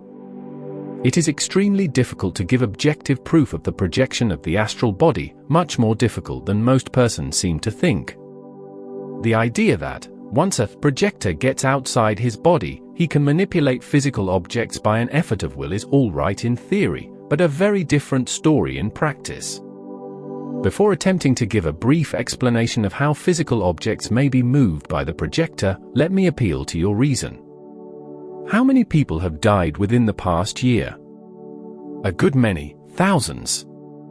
Is anyone so perfectly illogical as to say that these thousands, who have passed over and are astral beings, do not use conscious willpower, in an effort to communicate with their beloved earthly friends? That is the very first thing one would do, when awakening in the astral body. How many records are made each year of astral beings successfully manipulating physical objects? Very few, in comparison with the number who have died and are trying to give evidence of their presence. No, conscious will is not a vital factor in producing physical phenomena. Knowing which, is it not unreasonable to expect all sorts of physical manifestations by the conscious astral projector? Few persons have any idea of the intangibility of physical objects to astral beings. Even many experimenters do not seem to know that the astral body is vibrating at a higher rate when 2 feet out of coincidence than it does when 6 inches out of coincidence. Yet that is true, and it is vibrating at a still higher rate when 3 feet out of coincidence. If it were not, the astral being would be unable to pass through an earthly being. But, you will say, an astral body can pass through a physical body. But wait! Did it ever occur to you that, if the astral body in coincidence vibrated at the same rate as the one out of coincidence, they would collide as the astral being tried to pass through the coinciding bodies of the earthly being? If the astral did not raise its rate of vibration, it could not pass through the astral body which is in coincidence with the physical body. It is true, however, that willpower is the factor behind the 1C, in this connection, duplicate and shifting motivity, page 64. Manipulation of physical objects. But it is not the conscious will, it is the unconscious will, the will of the crypto-conscious mind. It is perhaps possible that, after a spirit has advanced, he may learn how to control this crypto-conscious will more deftly. But, for the temporarily projected astral being, it is another matter. His crypto-conscious mind controls him much of the time, as I have already said. Why, then, does this crypto-conscious mind not produce physical manifestations more often? All physical manifestations are not produced by the crypto-conscious will, it is true, but when they are, this will must operate upon some force in order to do so. The will alone could not move physical objects, it is that force which the will operates upon and manipulates. Will is mental, and this process of the crypto-conscious mind operating upon force in a certain manner, with determination, sets into action the motive force of which we know so little, yet know that it exists. When you are conscious, and in control of your motivity, you may will, say, to knock a tumbler off the table, and, by using your motive force, hit the tumbler with your fist and knock it off as willed. But you must use force, your will does not perform the act alone, neither does your arm or your fist. Force must be aroused by the inner mental process. So, with the crypto-conscious mind, its will must manipulate force before it can manipulate objects. Just how the mind does this is not known. It is easy to say that, in the physical body, your arm lunges out and knocks the tumbler off the table, because an impression runs along the nerves from the brain and contracts the muscles in such and such a manner. But to explain how the impression originated, and in what it consists, is impossible at the present time. The so-called impression, of course, is force. There are several conditions of the will, the crypto-conscious will, each affecting the force in a different manner. This is true also of the conscious will. If you merely will in a half-hearted manner to knock the tumbler to the floor, your will affects that force but slightly, and you knock the tumbler off the table in a half-hearted manner, akin to the way in which you willed the action. If you had willed with determination to knock the tumbler to the floor, you would have hit it vigorously. Therefore, the force necessary to strike vigorously was aroused by the determined will.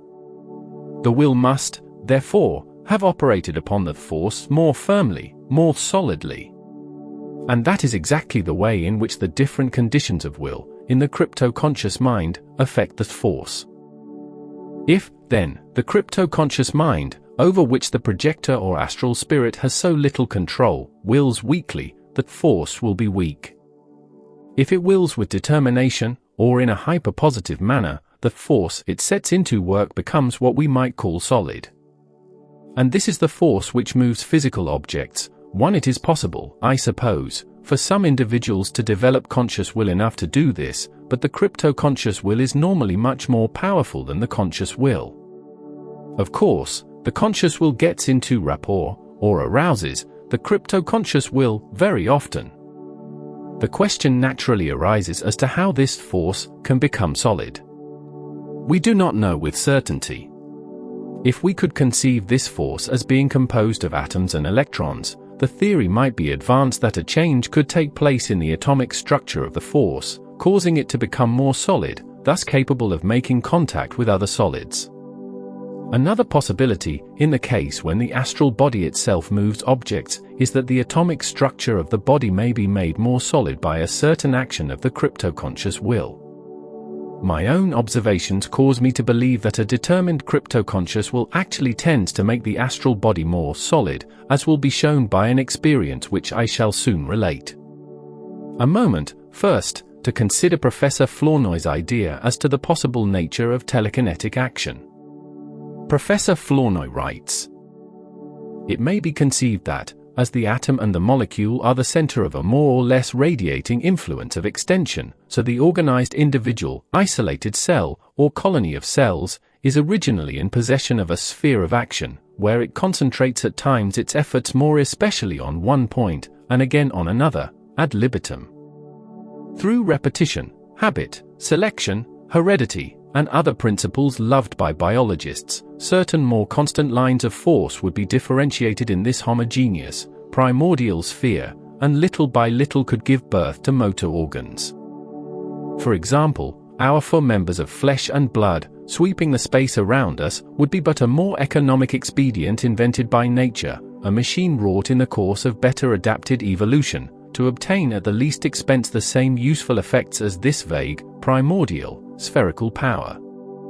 Thus, supplanted or transformed, these powers would thereafter manifest themselves only very exceptionally, in certain states, or with abnormal individuals, as an atavistic reappearance of a mode of acting long ago fallen into disuse, because it is really very imperfect, and necessitates, without any advantage, an expenditure of vital energy far greater than the ordinary use of arms and limbs. Perhaps it is the cosmic power itself. The immoral and stupid to the power of one Eusapia Palladino was wont to say that she could move objects if her will were sufficiently solid. This coincidence in the choice of terms is assuredly very striking. H.C. Demiurge, the unconsciousness of M. Hartmann, which comes directly into play upon contact with a deranged nervous system, and realizes its disordered dreams without passing through the regular channels of muscular movements. Professor Flournoy's theory is interesting. Many telekinetic phenomena are produced by the medium's own motivity transmitted along an astral line of force. We discussed formerly how this motivity could shift to and fro, across a free cable, and also across the cable when the astral phantom was projected within chord activity range. As far as the astral projector is concerned, there is very little chance of his moving material objects by conscious will, unless he is at the same time controlled by the crypto-conscious mind, in a determined mood. But when the crypto-conscious is determined, seldom can the conscious will affect it. And even during that part of the time when the crypto-conscious mind is not determined, it will not usually respond to conscious suggestion. I have tried so many times to move physical objects, while conscious and projected, that I gave it up in disgust. This failure to move physical objects is one of the most aggravating things I know of. One becomes exasperated, almost tortured in mind, trying to make contact with things material. Surely this condition is a veritable hell for the unfortunate who can neither get back into his physical body, nor throw off the yoke of his earthly habits and desires. Reader, you have no idea what an aggravating experience this is. I have been projected from my physical body, unconscious, and I have tried to get into touch with material things, tried so exhaustively, in fact, that I became frantic, and when once more I would awaken in my physical body, and could feel all those beloved things I had always known, I felt like crying out, "What a grand and glorious feeling!" I am frank to confess that I have never moved a physical object, by conscious will, in all my projections. But recently I had an experience in which I apparently moved an object of considerable weight by means of the crypto-conscious will. This experience I shall narrate presently. It is my contention that astral projectors, earthly mediums, and earthbound entities can and do move physical objects by means of the crypto-conscious will, the will which controls them, whether they are aware of it or not. Objects can be moved in dreams which the subject, were he projected, could not budge by conscious will, merely because the crypto-conscious mind completely controls the body at such times, and if it takes a suggestion, from the dream, to move something, and becomes determined, the force it uses becomes solid, and operates solidly against the object. On 2 different occasions I have dreamed of moving objects in my home, and on awakening have found the objects moved accordingly. Dr. Burns tells of a gentleman who, in a dream, pushed against the door of a distant house so strongly that those in the room were scarcely able to resist the pressure. Determined crypto-conscious will. And this is the reason why the earthbound entity, the haunter, can move physical objects, at least why he often does move them. You will remember that you can, by repetition of an act, habit or desire, increase its stress in the mind. Astral entities who prowl about, haunting, do so because of one, or a combination of any of four, factors, viz. Desire, habit, dream or insanity. What we call insanity is not a far cry from the dream state, either, to the power of one. In those cases where an entity gets into earthly rapport, while insane or in the dream state, the crypto-conscious mind always controls him, and if this mind becomes determined of its own accord, for reasons we do not know, that force it operates upon becomes solid, moving objects. An individual, earthbound entity can produce physical manifestations which an advanced spirit could not produce without a circle. It can for the simple reason I have just given, viz. Crypto-conscious will, acting in a hyper-positive manner upon that force. Permit me to call attention to the difference between the power of the crypto-conscious will and the conscious will itself. We do not have to go into the unseen to illustrate this, either. Consider an insane person, here in the flesh. When under the influence of his conscious will, he is not so superior, in strength, to anyone else. But when his conscious mind loses its balance, and his inner intelligence is allowed to assume control of him, his subconscious will gets en rapport with his conscious will, and, in the twinkling of an eye, his power is greatly multiplied, almost beyond belief. I know a young man, far from strong. Any ordinary man could handle him when his mind is running along in conscious balance, but when he gets into one of his insane tantrums, he becomes a giant. On one occasion 5 men, exerting all their energy, could scarcely hold him. All insane spells of the kind are doubtless cases of crypto-conscious control. This is exactly the same principle as that involved in the cases we are now considering, viz. The force generated by the crypto-conscious will, and how it produces physical manifestations. In the cases where the haunter is under the stress of desire or habit, if this stress becomes hyperpositive, the crypto-conscious will usually act in a hyperpositive manner upon that force. That is why many earthbound entities are sensed by mortal beings after death, as they live through their habits and try to appease their desires, often moving physical objects while doing so. 1 Jewett, Sleep and Dreams, Chapter, The Analogy of Insanity to Sleep and Dreams. And let me assure you that the desire is increased tremendously when the entity cannot appease it, thus often hyperdynamizing the stress of the desire more and more in the subject's subconscious mind, impelling the crypto-conscious will to act with determination, resulting in the force becoming solid, and producing the physical phenomenon. We can now see the reason why an individual haunter can often move physical objects, when a higher spirit, whose desires and habits have worn off, and whose mind is settled, cannot do so. Accepting all this as true, if the haunter be subject to spells of insanity, in which condition his crypto-conscious will is dynamic, he should be able to move physical objects with comparative ease. The haunter featured in the Great Amherst Mystery seems to have been of this type, and, like most individuals subject to insane spells, was under the possession to kill. Higher spirits, no doubt, can utilize the same force principles scientifically, which the haunter employs unknowingly, in the production of physical phenomena, as is indicated by the fact that spirit scientists are employed in many seances. Knowing, as we do, some of the subtle expressions of the crypto-conscious mind, and of the way in which it manipulates force, poltergeist phenomena should not be difficult to understand. An astral projection in which I moved a physical object. The experience which I shall now relate occurred on the night of February 26, 1928. For some time I had been suffering from a serious stomach complaint. I slept alone, on the lower floor of the house, my mother and small brother occupying a bedroom on the upper floor.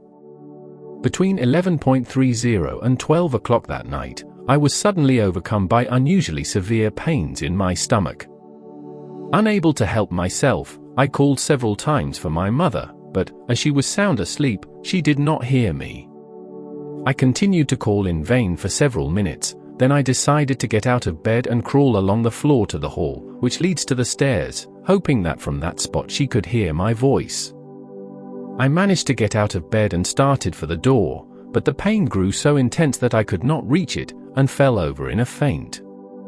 I soon recovered consciousness again, and, by exerting all my willpower, managed to advance a few feet further, but, having been confined to my bed for almost a month, the exertion was too much for me, and I fainted again. This time I awoke outside my body, and found myself moving up the stairs, under crypto-conscious control, that is, without direction or effort on my part.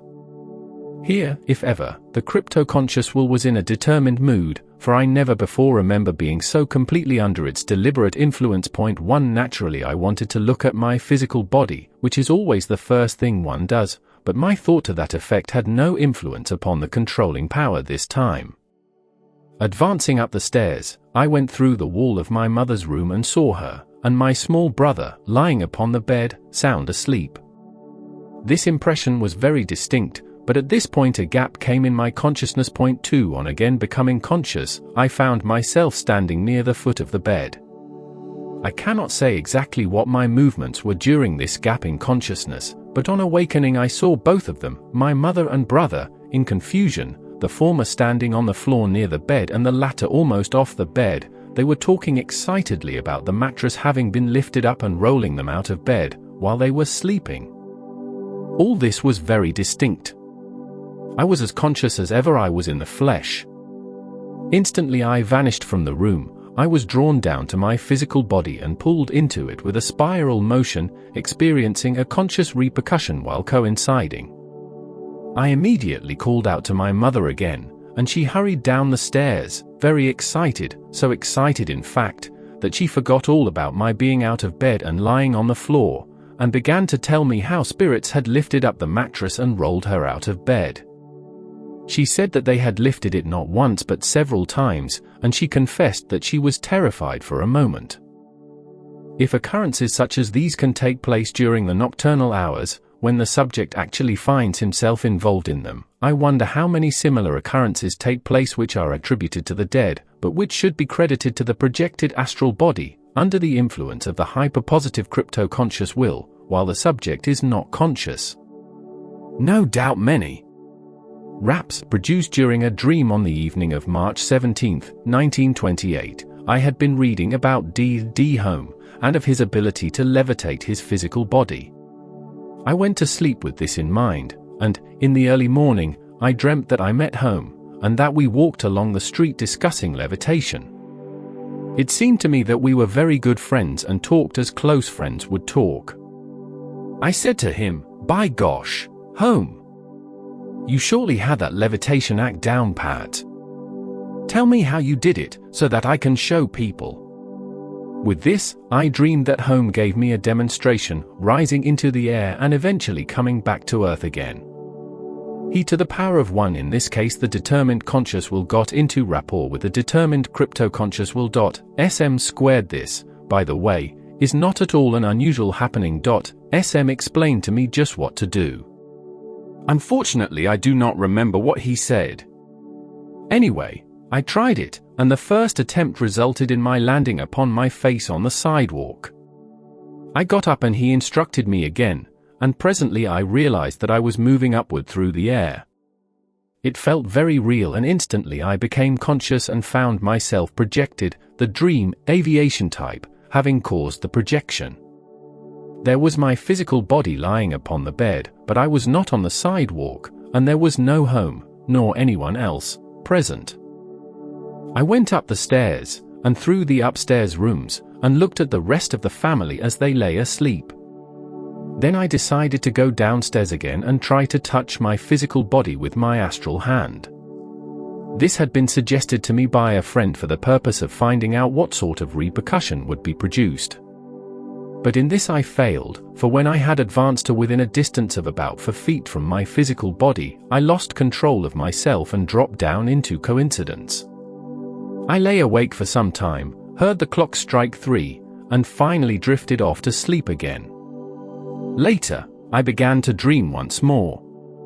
This time I dreamed that I was in the backyard of my home, walking about. I realized in the dream that I was dreaming. This is a common occurrence after one has practiced dream control. There is a large 600-gallon oil tank against the house, and I walked up to this tank, took a monk wrench which was lying upon it, and began to strike the tank vigorous blows. Remember, this was a dream. The noise of the hammering seemed to startle me, it was so loud, and then I remember moving through the wall of the house and awakening in my physical body. I heard the blows still resounding from the tank, while fully conscious. 3 other people, also, testified that they heard the hammering on the tank, each one of these saying that it was exactly as if someone had been pounding upon it with a hammer, and were surprised at seeing no one near it. When you arouse the crypto-conscious will by way of the conscious will, you will find how difficult it is, how hard you must work, to exert your conscious will, to the point, often, when you throw up the sponge. That is why you do not attain a thing, often, until you cease your efforts and give up trying. Then the crypto-conscious will, that superior will, gets a chance to work on the stress, and that which you had given up trying to attain materializes. The passive will method arouses the crypto-conscious will much more easily. That is why the passive will method of projection of the astral body often succeeds when the active will method does not. Repetition, of course, e.g. developing a habit, is another way of arousing the crypto-conscious will. But the way in which that force is manipulated by the crypto-conscious will is what we do not know. How the crypto-conscious will gets hyper-positive, while working within itself, is another mystery, but when it does, or when it gets hyper-positive by working upon an impression from another department of the mind, that force it manipulates becomes, so to say, solid.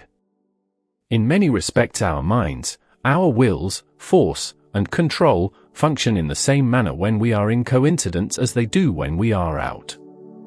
Notice that astral somnambulism and physical somnambulism are alike. There is astral body levitation and there is physical body levitation, both horizontal, when the body floats about in the air. There is vertical levitation when the body rises straight up into the air. Holmes is said to have floated, in his physical body, out of one window and in at another, 70 feet from the ground, in the presence of 3 eyewitnesses, who were the Earl of Dunraven, Lord Lindsay, and Captain Wynne, all men of honour and repute. Wallace called this a modern miracle. Sir Arthur Conan Doyle has stated that Holmes' performance had much to do with his interest in the occult. Sir William Crookes witnessed many of Holmes' singular levitations. Schrenck Notzing, at the last Psychic Congress, read a paper concerning a young man in Germany who had practiced yoga, and had been levitated, physically, some 27 times. Think of the energy which the crypto-conscious mind must be manipulating in order to cause the mass of the physical body to float. Take this same energy and imagine how easily it could manipulate the astral body, which probably weighs 1,000 times less than the physical. When the crypto-conscious will gets into an active mood, and the subject is free from his physical body, he will move as that will moves him, and it is not unusual to bound here and there, unable to put the brakes on the controlling power. The brakes, of course, represent the conscious will. The sex of the astral body. I have been asked on several occasions, even by spiritists who should know better, whether or not one retains his organs of sex in the astral body. Certainly. After all I have said concerning the exact duplication of the counterparts, it seems almost a waste of time to go into this matter, but I will repeat again, the astral counterpart is the exact duplicate of the physical body, in every center and cell.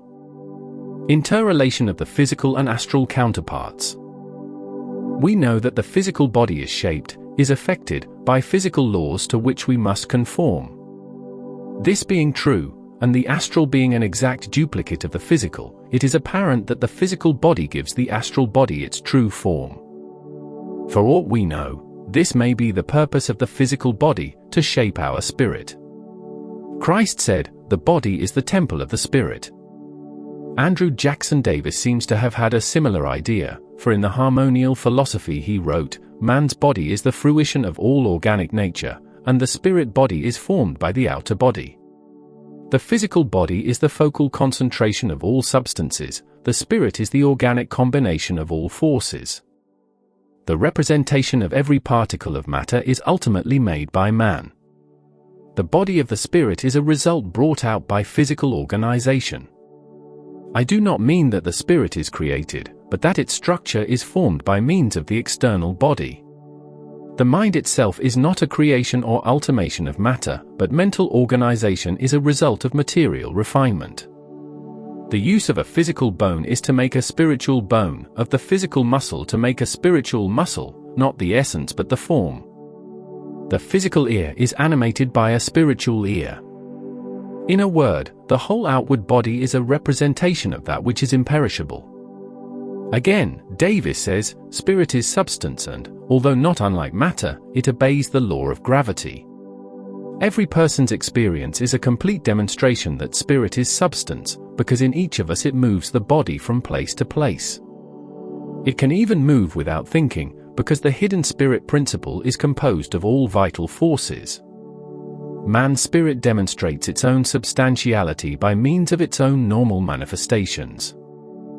Although the spirit of man has substance and weight, has elasticity, divisibility and the several ultimate qualifications and properties of matter, yet, as just indicated, it obeys laws which are superior to ordinary gravitation and the known physical forces. The truth is that man's being is duplex.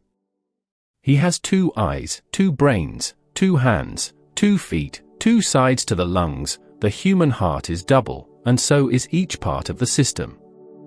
The double visible structures come from dual invisible principles, and these are male and female. They operate reciprocally, and regulate all action and animation. One contracts, the other expands. These principles together form a unit, imparting one action into the twofold system.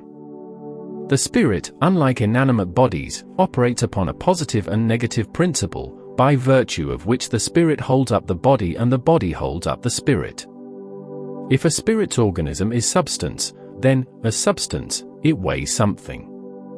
When it escapes from the material body, the spiritual body does not weigh more than the 16th of a pound, but it continues to absorb the elements of the invisible air until it becomes comparatively weighty, acquiring not only a power of gravitation, but also a power to overcome it. Spiritual doctrine teaches that the innermost man is a spirit which flows through our nerve sensations, which thinks and reasons, feels better, nobler, purer emotions than the forms, forces and things around it, which teaches intellect and heart to recognize something higher than the fleeting circumstances whereunto it is harnessed. It is the invisible presence of the divine in the visible human. There you have Davis' idea of the interrelation of the physical and astral counterparts. The physical body is affected as to its form by physical laws. If, then, the astral body be an exact duplicate, it must also be affected as to its form by the same physical laws. Be that as it may, the theory would not account for the shape and form of a being who died before maturity, so we must accept the theory that a being can also be shaped in the astral, independent of the physical.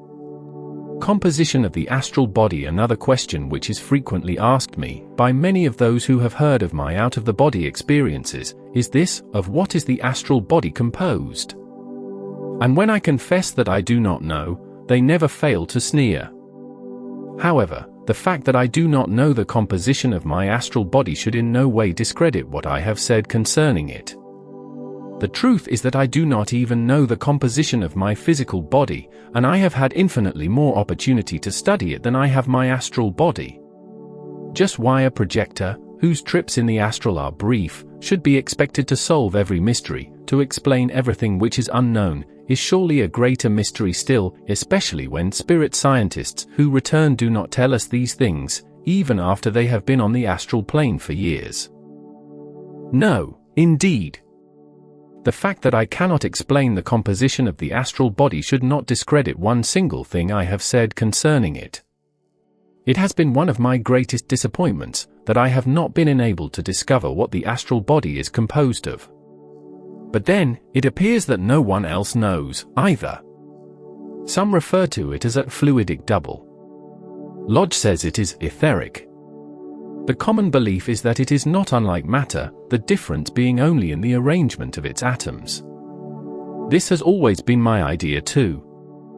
Read, e.g. what Dr. Henry Lindlar has said concerning it: this life force is the primary source of all energy, from which all other kinds and forms of energy are derived. It is independent of the body and of food and drink, as the electric current is independent of the glass bulb and the carbon thread through which it manifests as heat and light.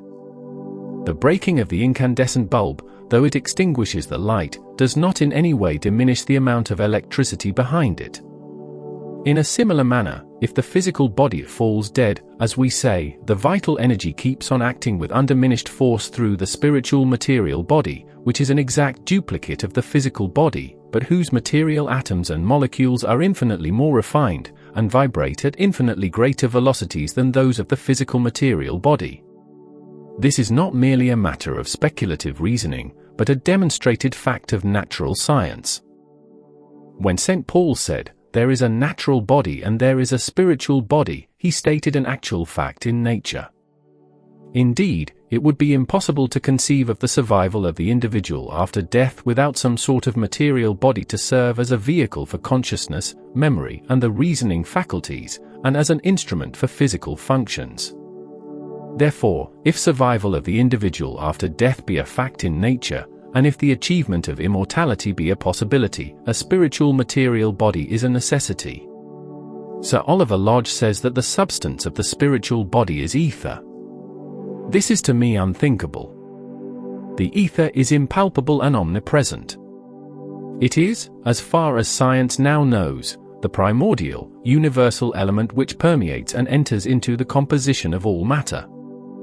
But ether alone does not and cannot constitute matter. The atoms of various elements are made up of negative electrical charges, or electrons, whirling around positive centers. This is no doubt true of spiritual matter as well as physical matter. The only difference between the two is that the atoms and molecules of spiritual matter are infinitely more refined and vibrate at higher velocities than the atoms of physical matter. The sensory organs of the spiritual body are attuned to these higher and finer vibrations. Therefore, spiritual matter is to spiritual sight and touch just as real and substantial as physical matter is to our physical sensory organs. From the foregoing arguments we conclude that modern science verifies the wisdom of Pythagoras, who taught, 2,500 years ago, that all matter is made up of three elements: substance, motion and numbers. According to modern science, that substance of Pythagoras corresponds to the universal ether, motion to electricity, and in numbers to the number of electrons vibrating in the atom and to the number of atoms in the molecule. That is Dr. Lindlar's view of the composition of the astral body. Although, at the present time, the exact composition of the astral body is not known with certainty, most occultists are of the opinion that the time is near at hand when science will solve this interesting problem conclusively. But it will have to be solved in the laboratory, and not, as many think, by a mere projector examining it, while consciously projected. This would be as impossible as it would have been to solve the nature of the physical body merely by observing and feeling the physical body. Calculated weight of the astral body a few years ago, at the International Convention of Spiritualists, at Paris, it was stated humorously that the spirit of a man had about as much weight as a flea's whisker. There is a difference of opinion among occultists as to the weight of the astral body. For my part, one do not believe that the weight of man's double is known, absolutely. Andrew Jackson Davis believed it to weigh about 1 ounce. Others say that it does not weigh anything. However, being substance, the astral body must have some weight. In this connection, let us consider the experiments of two Dutch physicists, Drs. Molter and Zalberg van Zelst, of The Hague, in their endeavor to ascertain the composition and structure of the astral body. They constructed an instrument, extremely complicated in character, which they called a dynamistograph, and, by means of this instrument, they claimed, they were enabled to obtain a direct communication with the spirit world, without any medium at all. In other words, they put this instrument in a room by itself, observed its actions through a small glass window, which had been cut in the wall, and the instrument was thereupon manipulated by apparent spiritual intelligences, and long communications were spelled out, by means of a lettered dial, at the top of the dynamistograph. There is a book, in French, entitled The Mystery of Death, which gives a long account of these experiments. Mr. Carrington has summarized it in his Modern Psychical Phenomena, chapter, instrumental communication with the spirit world. From this article I abstract a few paragraphs which deal with the astral body, the existence of the astral body having been established by their experiments. They, being physicists, said to themselves, "Let us investigate and determine the exact physical and chemical structure and composition of this body, its molecular arrangements and activity, and discover, if possible, its exact composition, as we would any other body." Their conclusions, arrived at as the result of a long series of experiments, which we cannot now stop to summarize, were these: the body is capable of contraction and expansion, under the action of the will, that is, the will of the astral body, the expansion being about 1.26 mm, or about 1/40,000,000 of its own volume, its contraction being much greater, namely, about 8 mm, or 1/6250,000 of its volume. Its specific weight is about 12.24 mgs. Lighter than hydrogen, and 176.5 times lighter than air. The will acts upon this body mechanically, causing it to expand, rise, or contract, descend, as the action takes place. It is thus subject to the law of gravitation. There is an X-force, unknown force, which holds the molecules of this body together. The atoms composing this body are extremely small, widely separated and heavy. The internal density of the body is about the same as that of the external air. If the pressure of the air outside the body be increased, that inside the body will increase in exact proportion. The weight of this body was also calculated, and found by them to be about 69.5 gr, approximately 2.5 ounces. These results, I may say, agree more or less with certain experiments conducted by Dr. Duncan McDougall, of Haverhill, Mass., some years ago, in which he weighed a number of patients dying from consumption at the moment they died. He placed the cot, containing the patient, on a delicately balanced scale, so that the patient, bed and all, was weighed, and at the moment of death the beam of the balance went up and struck the upper arm suddenly. The weight thus lost was calculated, and was found, in 4 out of 6 cases, to be between 2 and 2.5 ounces. This seems to be a rather interesting confirmation of the Dutch experiments. It also seems to show us that the astral body is, in a sense, a material thing, very tenuous, probably, but still material in one sense. The clothing of the phantom. Phantoms of the dead and phantoms of the living have been seen on many occasions by mortal beings. One of the negative arguments often employed by skeptics is that the phantom is clothed. The seers usually describe the attire of the entity, therefore, they say, it was but hallucination, for, while the physical body might have its astral counterpart, the physical clothing could not. Consequently, many skeptics claim, the phantom, if it did appear, must be nude. It is perfectly natural that the skeptic should advance this argument and press the believer for an explanation. And the believer might say to the skeptic, where did the baby get his clothing when he became a resident of the physical world? Were not his clothes provided for him? The skeptic replies in the affirmative, and the believer maintains that the phantom's clothing can be provided for him also. I have been asked on several occasions to state what light I can give upon this subject of the phantom's attire, and I must admit at the outset that it is very little. I can only make known what I have observed. As to the creation of the clothing, I know no more about that than I do about the creation of my physical body or my astral body. But one thing is clear to me, that the clothing of the phantom is created, and is not a counterpart of the physical clothing. The absorbing question to my mind is this: how are they created? For, whenever I was clothed in my projections, I invariably asked myself what the clothing was made of, where it came from, how it came, what it looked like. I believe that I have already stated that I usually sleep in scant attire, in order to offset depressing dreams and consequent depression of the astral body, should I project. On the other hand, should the occasion call for it, I would sleep in pajamas. It is very curious to observe the way in which astral duplication is established. and 9 times out of 10 I awaken in the astral body with everything so perfectly duplicated that I do not realize that I am out of my physical shell until I begin to move or try to make contact with objects, physical, about me. It would be safe to say that, if the testimony of every person who had died could be given us, the majority of them would state that, on awakening in the astral body, they thought they were in the physical body. This shows us how completely the physical world is duplicated in the astral.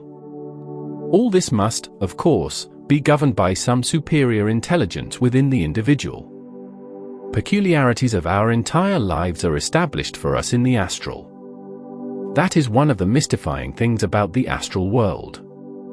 If one has remained aloof from the crowd, he will find himself in a similar condition when awakening, or when first living in the astral. Most of my life has been spent away from association with the crowd, and I find that I am in that same condition when awakening in the astral, seldom meeting with anyone. This may seem strange to the reader, but nevertheless it is true. This is but one example of how a lifelong habit may be continued in the astral. Besides this, there is the duplication which is established at the time of projection, temporary or permanent, when one awakens and finds everything duplicated. Under this category, duplication, comes the clothing of the phantom. I have noticed that, as a rule, if my physical body were clad in a certain garb, my astral counterpart would be clothed in an identical garb. I say as a rule. But again, there have been many exceptions to that rule, which demonstrates the eccentricities of the controlling intelligence. Sometimes the physical body will be clothed, and the astral body will be clothed in a different manner, e.g. a sort of flimsy, gauzy white. This is not at all unusual, and is perhaps the reason why ghosts have invariably become identified with white garments. Sometimes this astral garment is mistaken by observers for an aura, and sometimes the aura is mistaken for the garment of white. There is a distinction. One can be nude in the astral body and the aura would then act as clothing. In fact, it is my belief that the clothing is formed from the aura. At times the aura is more dense than at other times. It also seems to collect in some to the power of 1 from the records of haunted houses and localities. It appears that hermits very often become earthbound. SM spots more densely than in other spots, causing the phantom to take on a blotchy appearance, really hideous. Of course, this is only as he appears to the observer, not as he really is. Squared. No one need worry about awakening in the astral and being abashed because he is nude, for his aura surrounds him, and no sooner does he begin to think about his clothing than he will discover that his thoughts have already formed or materialized clothing for him. Thought creates in the astral, and one will appear to others as he is in mind. In fact, the whole astral world is governed by thought. On one occasion, I noticed the clothing forming itself out of the emanation surrounding my astral body, when only a few feet out of coincidence, and the clothing was exactly like that covering my physical body. On another occasion I awakened and found myself moving along at the intermediate speed. A very dense aura surrounded me, so dense, in fact, that I could scarcely see my own body. It remained so until the phantom came to a stop, when I was dressed in the typical ghost-like garb. One can awaken, from unconsciousness, in the astral, and find that he is already clothed. Thus, it is evident that the same portion of the subconscious mind which establishes duplication also causes the clothing to be brought into being, from astral substance. It is plain to be seen, by anyone who has ever experienced a conscious projection, that the conscious mind does not necessarily create the phantom's attire, as many seem to think. The clothing is created. Of that there can be no question. It is created by the inner mind, as thought forms are created, even by the conscious mind. As to the process of the actual creation itself, I know nothing, for the same reason that I know nothing as to how physical matter was created. But, as I have observed it, the clothing seems to form out of the colored aura which surrounds the astral body. That is, when one sees the clothing form, and it does so quickly, instantaneously, it seems to form by the aura growing very dense, close to the body. I remember several instances in which I have been dressed in the astral, when only a moment out of coincidence. My mother has seen me, on several occasions, while I have been out of the body. A few times I have been conscious at the same time, and saw her, at the moment she saw me. At other times she has seen me prowling about the house in the dead of night, when I have been quite unaware of the fact, i.e. unconscious in my astral body. She always described the clothing I had on at the time, and although, as I have said before, the phantom is usually garbed in raiment which duplicates that which the physical is wearing, she to the power of one Elliot O'Donnell, in his Ghostly Phenomena, page 4, describes a ghost he once saw, having a huge, flat face, covered with fulsome-looking yellow spots about the size of a threepenny bit. The nude body was covered with similar spots. HC did not know, on many occasions, which suit of pajamas I had on, and she verified her impression afterwards. I could never begin to tell of all the experiences and experiments of this nature which have taken place within my own home, most of them occurring when no pre-arrangements had been made by myself. In other words, on most of the occasions when I was seen they were unintentional projections, which eliminates all possibility of hallucination induced through expectancy and suggestion. Some contend that nude spirits do not exist. This is folly. Spirits dress according to custom, and to the customs of the geographical locations in which they have lived. We have nude and scantily clothed races here on the earth plane. Similarly, we have them on the astral plane. As to the clothing of the phantom, one writer has said, "Where did Christ get his clothing when he appeared after his death?"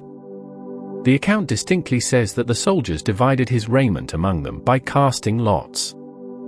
Incidentally, my own observations in this matter of the phantom's attire coincide in part with what Caroline D. Ellison has to say on this same subject, in her book, My Travels in the Spirit World. She says, as the astral body is an exact copy of the physical, so men and women remain men and women in the spirit world. All their characteristics and peculiar masculine and feminine qualities remain unchanged. Spirits, like humans, wear garments. The appearance of clothes is effected in the following manner: from every spirit emanates a strong aura, a pseudo-phosphoric light. This aura is completely controlled by the mind. Out of this substance is molded the vesture of the body.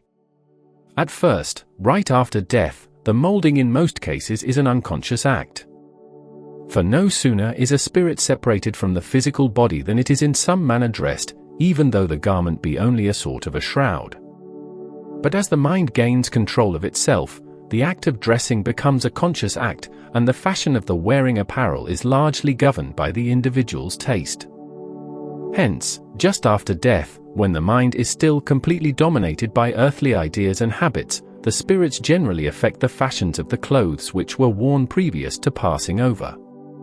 So, the first thing to catch my eye, in my first wandering in the astral, was the strange spectacle of spirits who appeared as mortals in earthly raiment walking everywhere.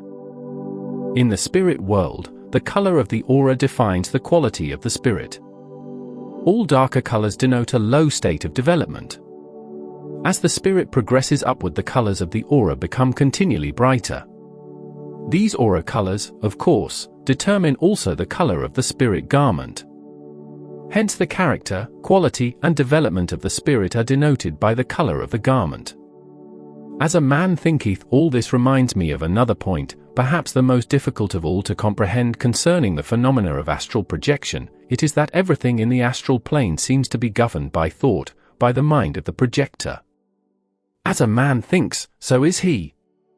When I think of trying to convey just what this implies, I almost give up in despair and realize how insignificant is my ability to express myself. So I can only say again, as one is in his mind, he becomes in reality, when he is in the astral body.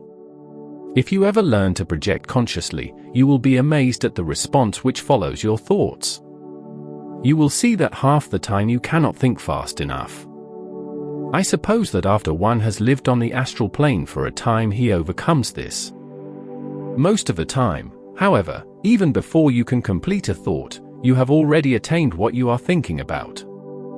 In speaking of her own experiences, when out of the body, Cora L. V. Richmond has said, "I became more and more aware that the whole of me, released from the fetters of the bodily senses, could perceive and receive perfectly the answer to every question, even before its complete formulation in thought. It seems almost unbelievable, but the subconscious can bring about the result before the conscious thought is completed. You may think of going to a friend's home, and, before you have the thought completed, you are there. The subconscious will naturally gets the best of the projector much of the time, but the more one projects, which also means the longer one remains in the astral, the more his conscious will becomes its own master again. One can move along a street in the astral body and think, what's going on inside that house? Instantly one finds oneself inside, or one may merely see inside, or one can go inside willfully. That is how uncertain everything is on the astral plane. One can never tell what may happen. Purgatory, marvelous as the astral may seem, it is in another sense in a condition of muddlement. That is why no two have the same experience, for the very things which are true on one occasion, in one particular condition of mind, would be entirely different on another occasion, when in a different mental state. It seems that the mind creates its own environment, yet the environment is real. This condition could not possibly last indefinitely. It is a sort of purgatory wherein one must learn to think correctly. You could no more get out of this condition by incorrect thinking than you could buy your way out with money, for your wrong thoughts create their own environment. This place we are speaking of, I have loosely termed it the astral plane, is here upon Earth, in the Earth's atmosphere. Perhaps you think there is no significance in what is commonly called purgatory, but that term seems very fitting for the lower astral condition. So far as higher astral conditions are concerned, I know nothing of them. A few mediums claim to have been projected into various planes and subplanes of the astral world, and give specific information concerning each of these planes and subplanes. But I have never had a conscious projection when I was not upon Earth, as much so as I am in the flesh, yet intangible to all earthly things. Some tell me that I am not developed enough, that if I were I should not be in such a condition, when projected. To hear some mediums talk, one would think that they were so perfect that, at death, they would at once awaken on the 20th plane. I am afraid many of them are sadly mistaken. No one understands the astral world. No one could understand it. It is too complicated. What holds true on one occasion is anything but true on another occasion. The astral world is a subject for speculation, for argument, and many different theories concerning it have been advanced by different cults. The general belief is that the astral plane is composed of 7 planes and 7 subplanes. I make no apology for admitting that I know nothing whatever about the truth of this 7-fold scale of planes, which are said to represent the one astral plane. Many projectors assert that guides show them and explain all these things to them. But these guides must have no liking for me, for I have never yet seen one of them. In every conscious out-of-the-body experience I have ever had, I have never seen anyone but the earthly things I have always seen. I have seen astral phantoms among the earthly, but none whom I would choose for a guide. I have been told that one must be highly developed in order to get out of the Earth's atmosphere. Perhaps that is why I do not see the marvelous things others tell about, while projected.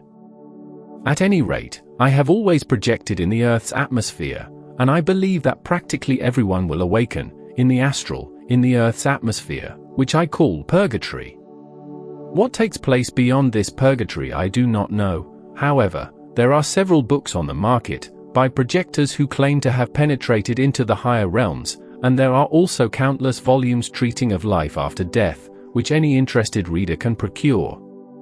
There is one thing I do know, however, which is that, in the Earth's atmosphere, in this purgatory of the dead, are the astral entities who haunt the earthly, that is, there are many phantoms of the dead living on the earth plane, but they are intangible to physical things. Modern spiritualism holds that the spirit merely sojourns in the astral, and that it will continue to progress ever onward, into higher and higher realms.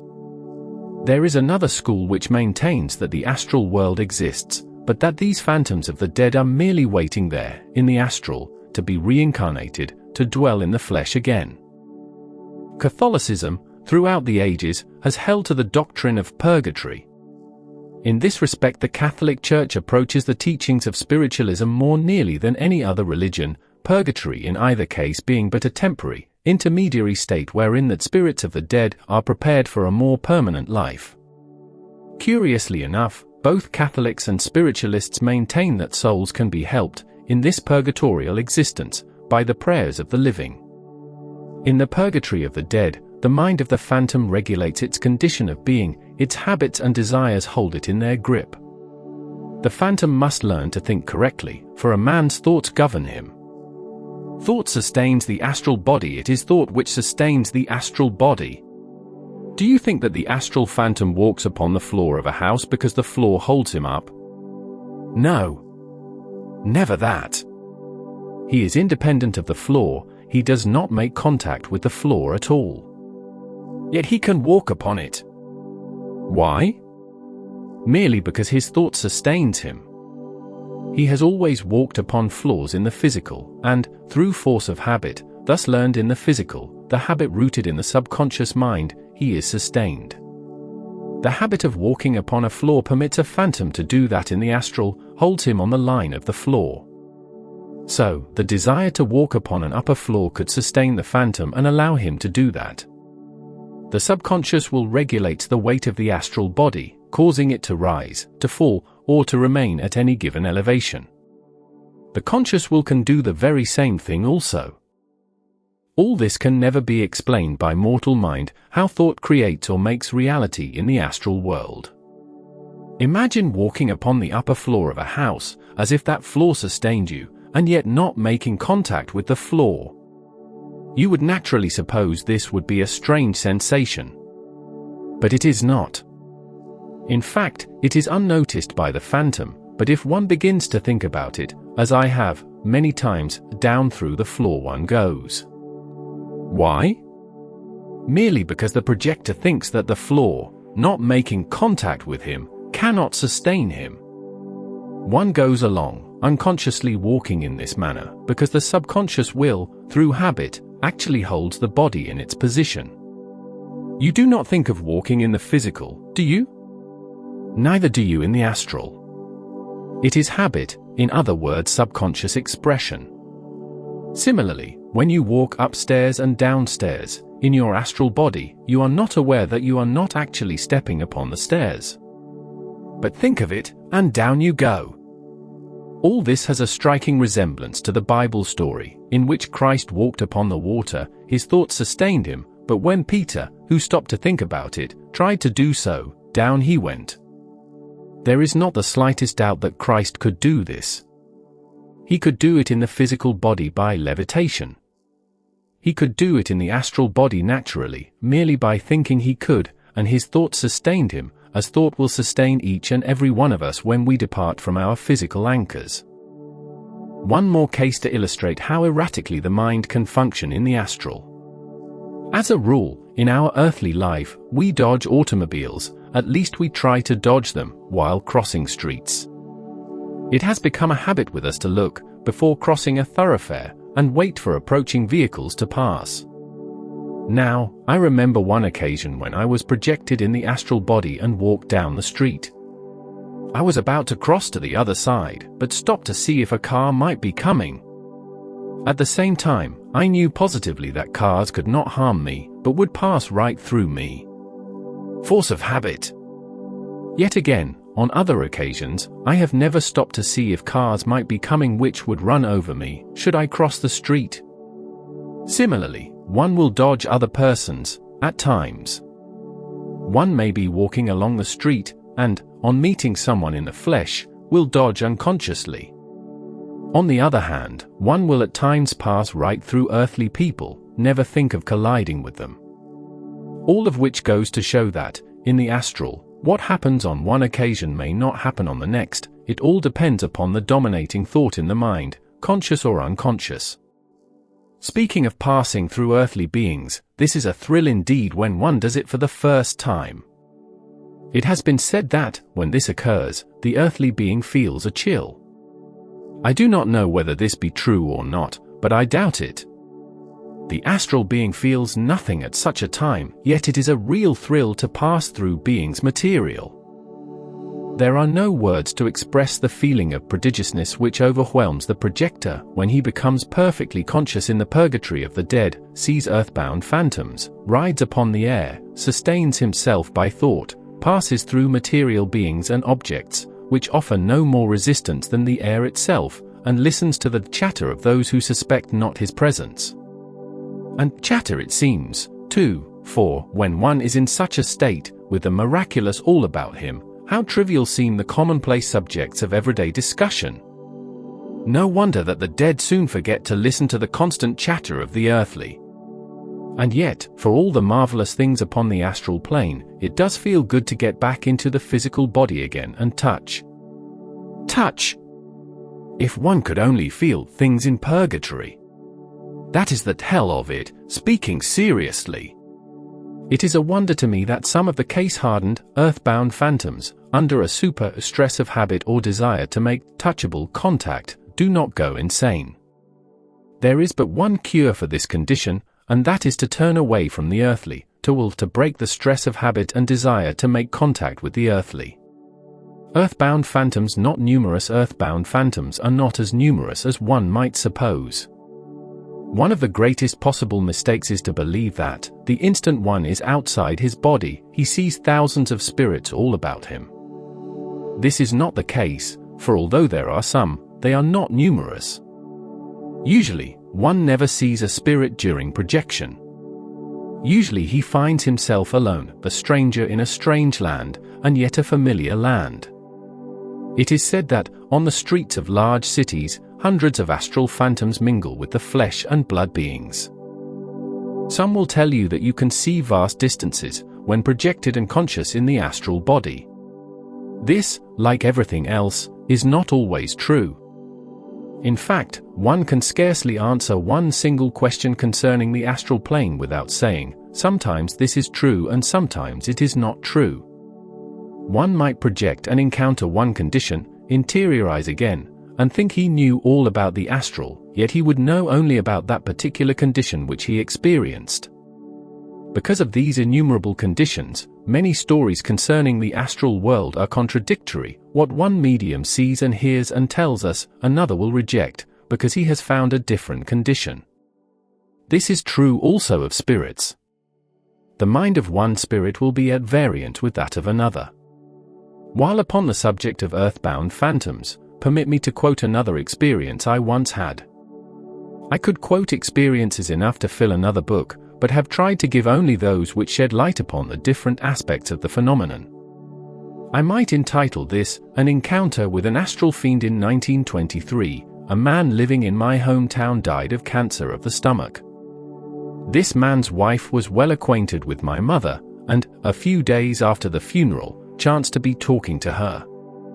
She, the wife of the dead man, confided many things to my mother, and told her the real character of her husband, F.D. He had been a brute, all bad, according to her story, and some of the things which were said concerning the dead man aroused within me a hatred of him. I remember very clearly standing back and taking in the conversation between this woman and my mother, and how my blood boiled with rage against the dead man. The projection of the astral body. This conversation took place about 7:30 p.m., and by 9 o'clock I had forgotten the incident. That night, on going to sleep, I experienced a conscious projection. I had undergone the primary stages very perfectly, landing upon my feet just outside chord activity range, and I was free. I walked ahead a few steps, then stopped to look back at my physical body. One seldom fails to do this. My eyes encountered an ominous spectacle, a terrifying sight. There stood F.D., glaring at me like a maniac. I shall never forget the savage look upon his face as long as I live. I knew instinctively that he meant revenge, and was frankly terrified. I did not know what to do, but before I had time to do anything he leaped upon me. We fought for a few moments, he getting the better of me, as he cursed and beat me with all his might. His strength seemed greatly superior to mine, at the time, but in a moment I suddenly realized that my controlling power was pulling me in. When this power came to my rescue, F.D. seemed like a mere pygmy in strength, for I moved steadily toward my physical body, he clinging onto me as I did so. When I was inside cord activity range, even greater power seemed to overwhelm me. I was raised into the air horizontally, in spite of all the fiend's efforts to hold me, pulled to a position directly over my physical body, and dropped, a drop that caused probably the most severe repercussion I have ever experienced, as I became physically alive again. I was throughout as conscious as I am this very moment, as you are, reading this account. Skeptics may say that this was a nightmare, but I know when I am conscious, and I know what is real when I am conscious. It was no nightmare. It was real. It was as real as any tussle with a flesh and blood devil could be. Was it Luther who claimed to have had a tussle with a devil? Who knows? Perhaps he did. Although I have never read them, I have been told that there are other accounts in spiritistic literature not unlike this one. Chapter 15. And this brings us to the subject of obsession. There is a dispute among the spiritists themselves as to whether or not earthbound phantoms in purgatory, can exert evil influences upon mortal beings. The present writer is a staunch believer in spirit obsession. It is inconsistent indeed for spiritists and occultists to maintain that good spirits can influence earthly minds, when those minds get into the right condition, but that evil spirits cannot do so, when the mortal's mind gets into the wrong condition. Modern science does not accept, as true, the doctrine of spirit obsession, claiming that all cases of so-called spirit influence are really only cases of diseased mind and body, requiring for their cure proper medical attention. Experienced spiritualists, however, know that, while many cases of apparent obsession may be accounted for in this manner, there are also cases of real obsession by less developed, disembodied spirits, and as great a psychologist as Professor W. M. James said, shortly before his death, the refusal of modern enlightenment to treat obsession as a hypothesis to be spoken of as even possible, in spite of the massive human tradition based on concrete experience in its favor, has always seemed to me a curious example of the power of fashion in things scientific. That the demon theory, not necessarily a devil theory, will have its innings again is to my mind absolutely certain. One has to be a scientific indeed to be blind and ignorant enough not to suspect any such possibility. Professor J. H. Hislop, in his Life After Death says, I have asserted that the explanation of this case is obsession, spirit or demoniac obsession, as it was called in the New Testament. Before accepting such a doctrine, I fought against it for 10 years, after I was convinced that survival after death was proved.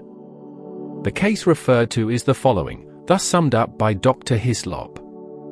Here is a case of dissociation caused by a parent's brutal act that results in a form of multiple personality which the physicians regard as incurable and certain to terminate in the insane asylum in death. It was variously diagnosed as paranoia and dementia precox, but, under the patience and care of a clergyman, was cured, and the girl made a perfectly healthy person, capable of carrying on a large poultry business, and serving as vice president of a poultry association in the country where she lived, presiding over its meetings with intelligence and coolness.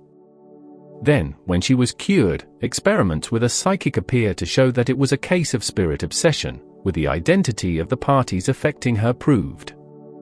Mediumship begins its development as a means of preventing the recurrence of the evil obsession.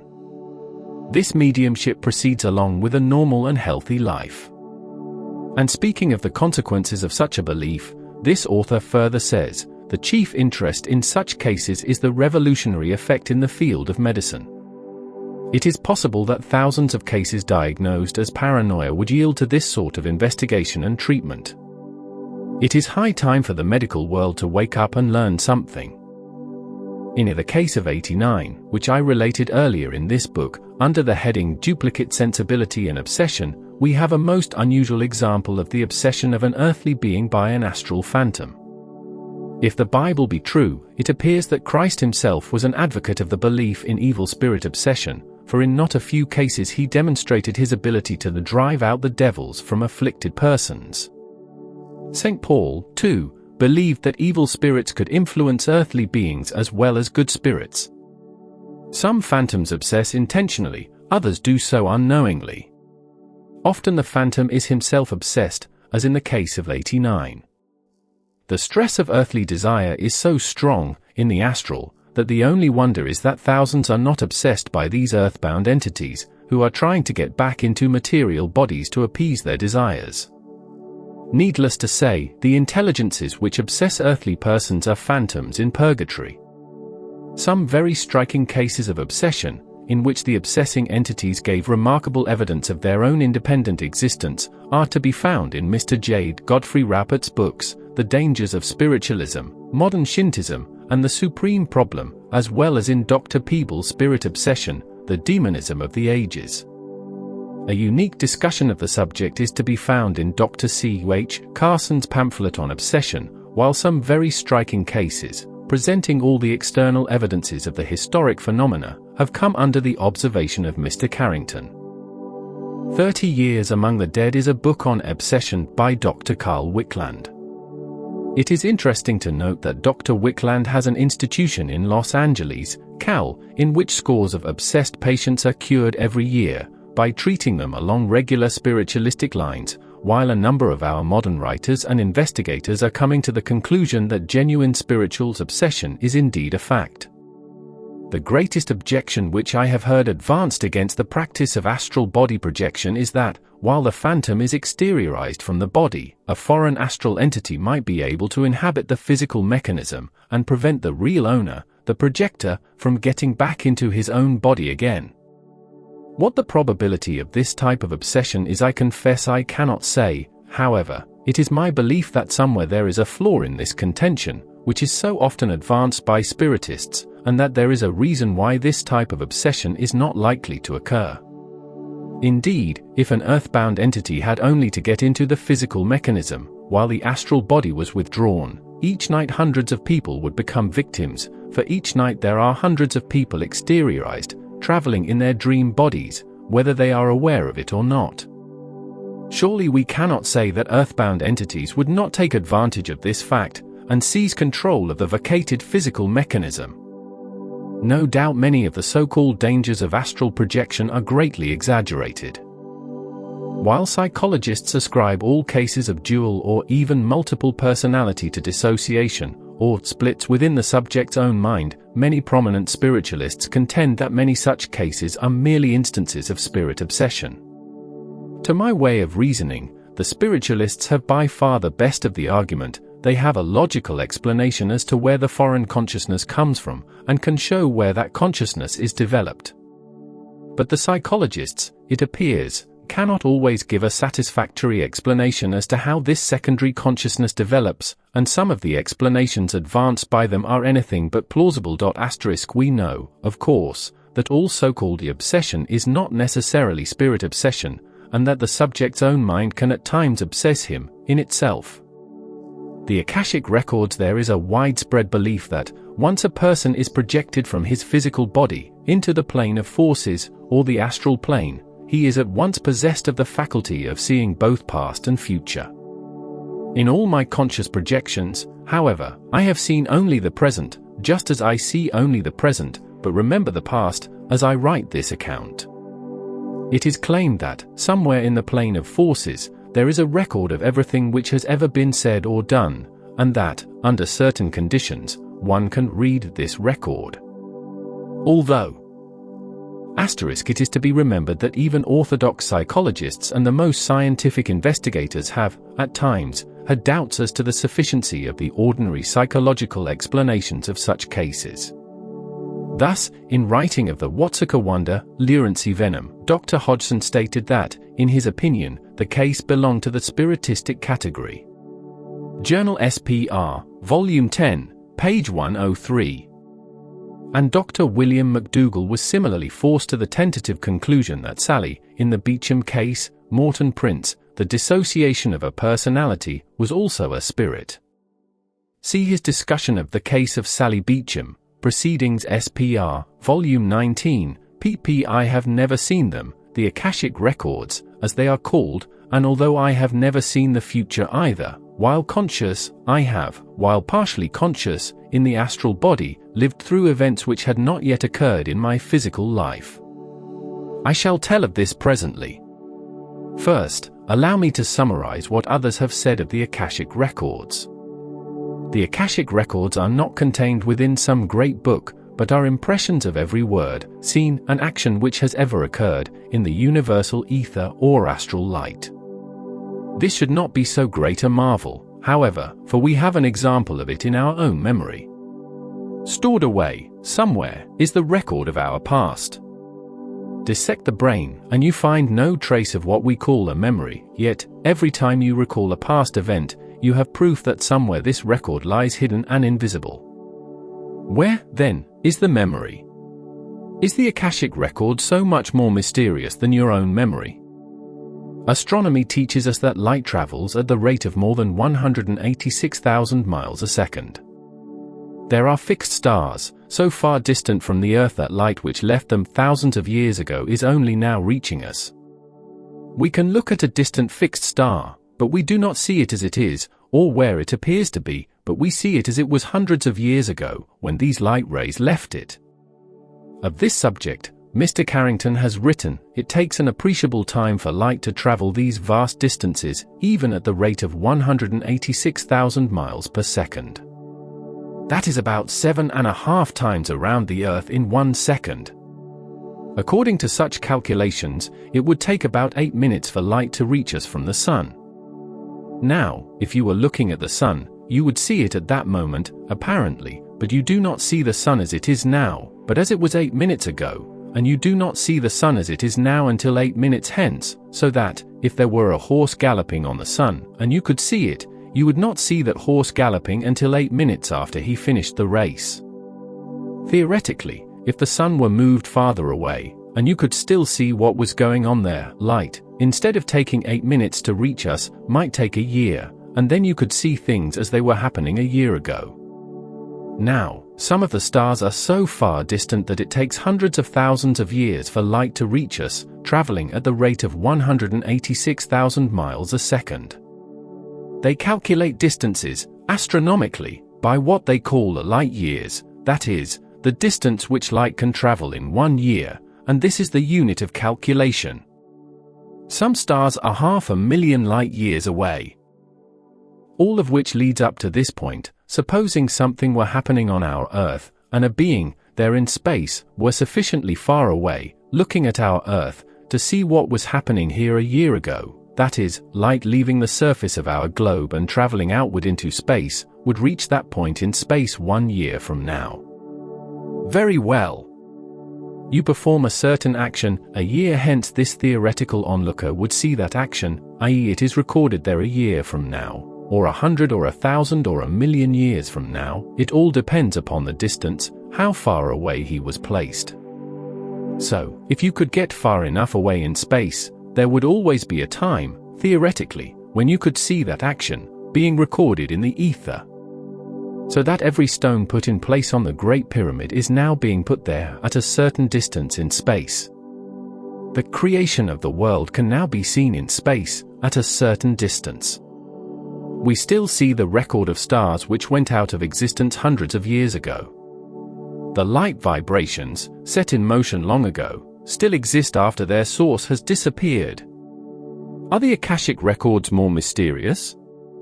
The universal ether is said to have a true record of everything which has ever been, and the Hindus say that if one were developed properly, he could read these records.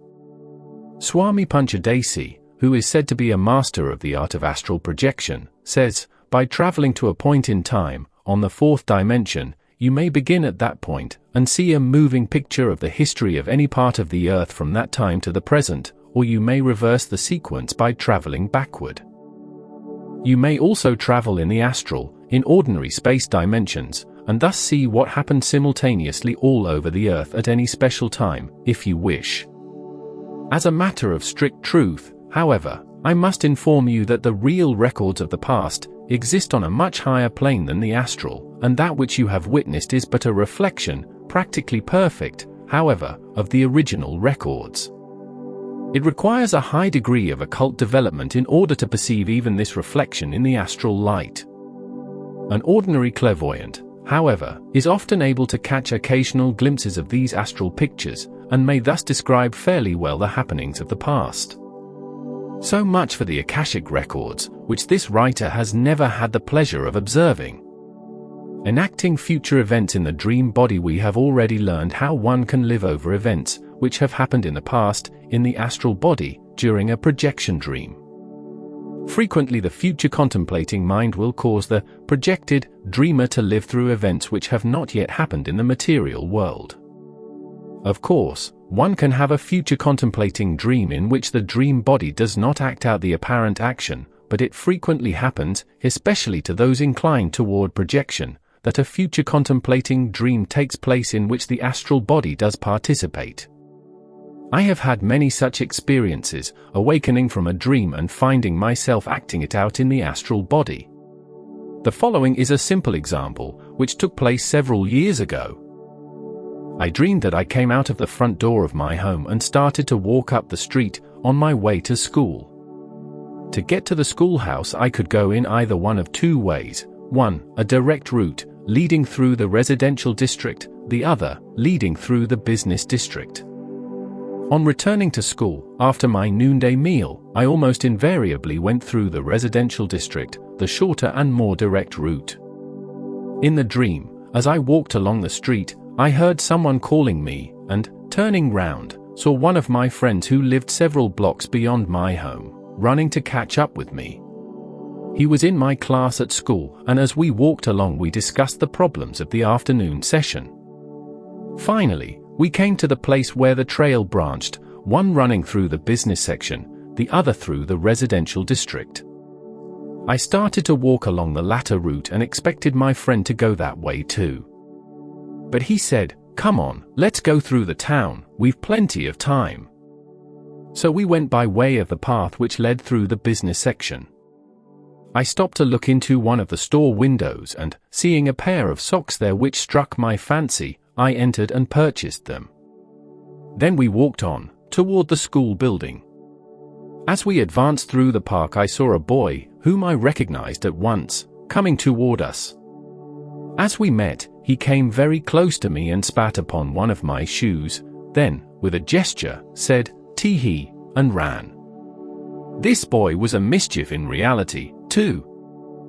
It was only a short distance from this point to the school building, and as we continued moving toward it, I became more and more awake, it seemed, and realized, even before full consciousness came, that I was actually walking through this park. I then awoke in the astral and found the action true, but the persons melted out of the scene, and I was there alone in my astral body.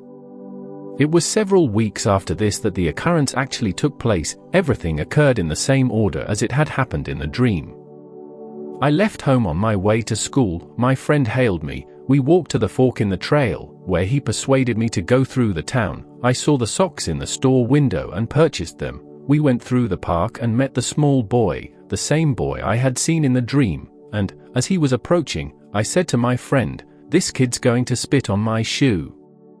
And he did, saying, "Tee-hee," and running. From this you can see that the astral body acted out an event which did not occur in the physical world until several weeks later. To give one more example, in the spring of 1927, I awakened one night in the astral, and found myself in a strange place, an unusually attractive park.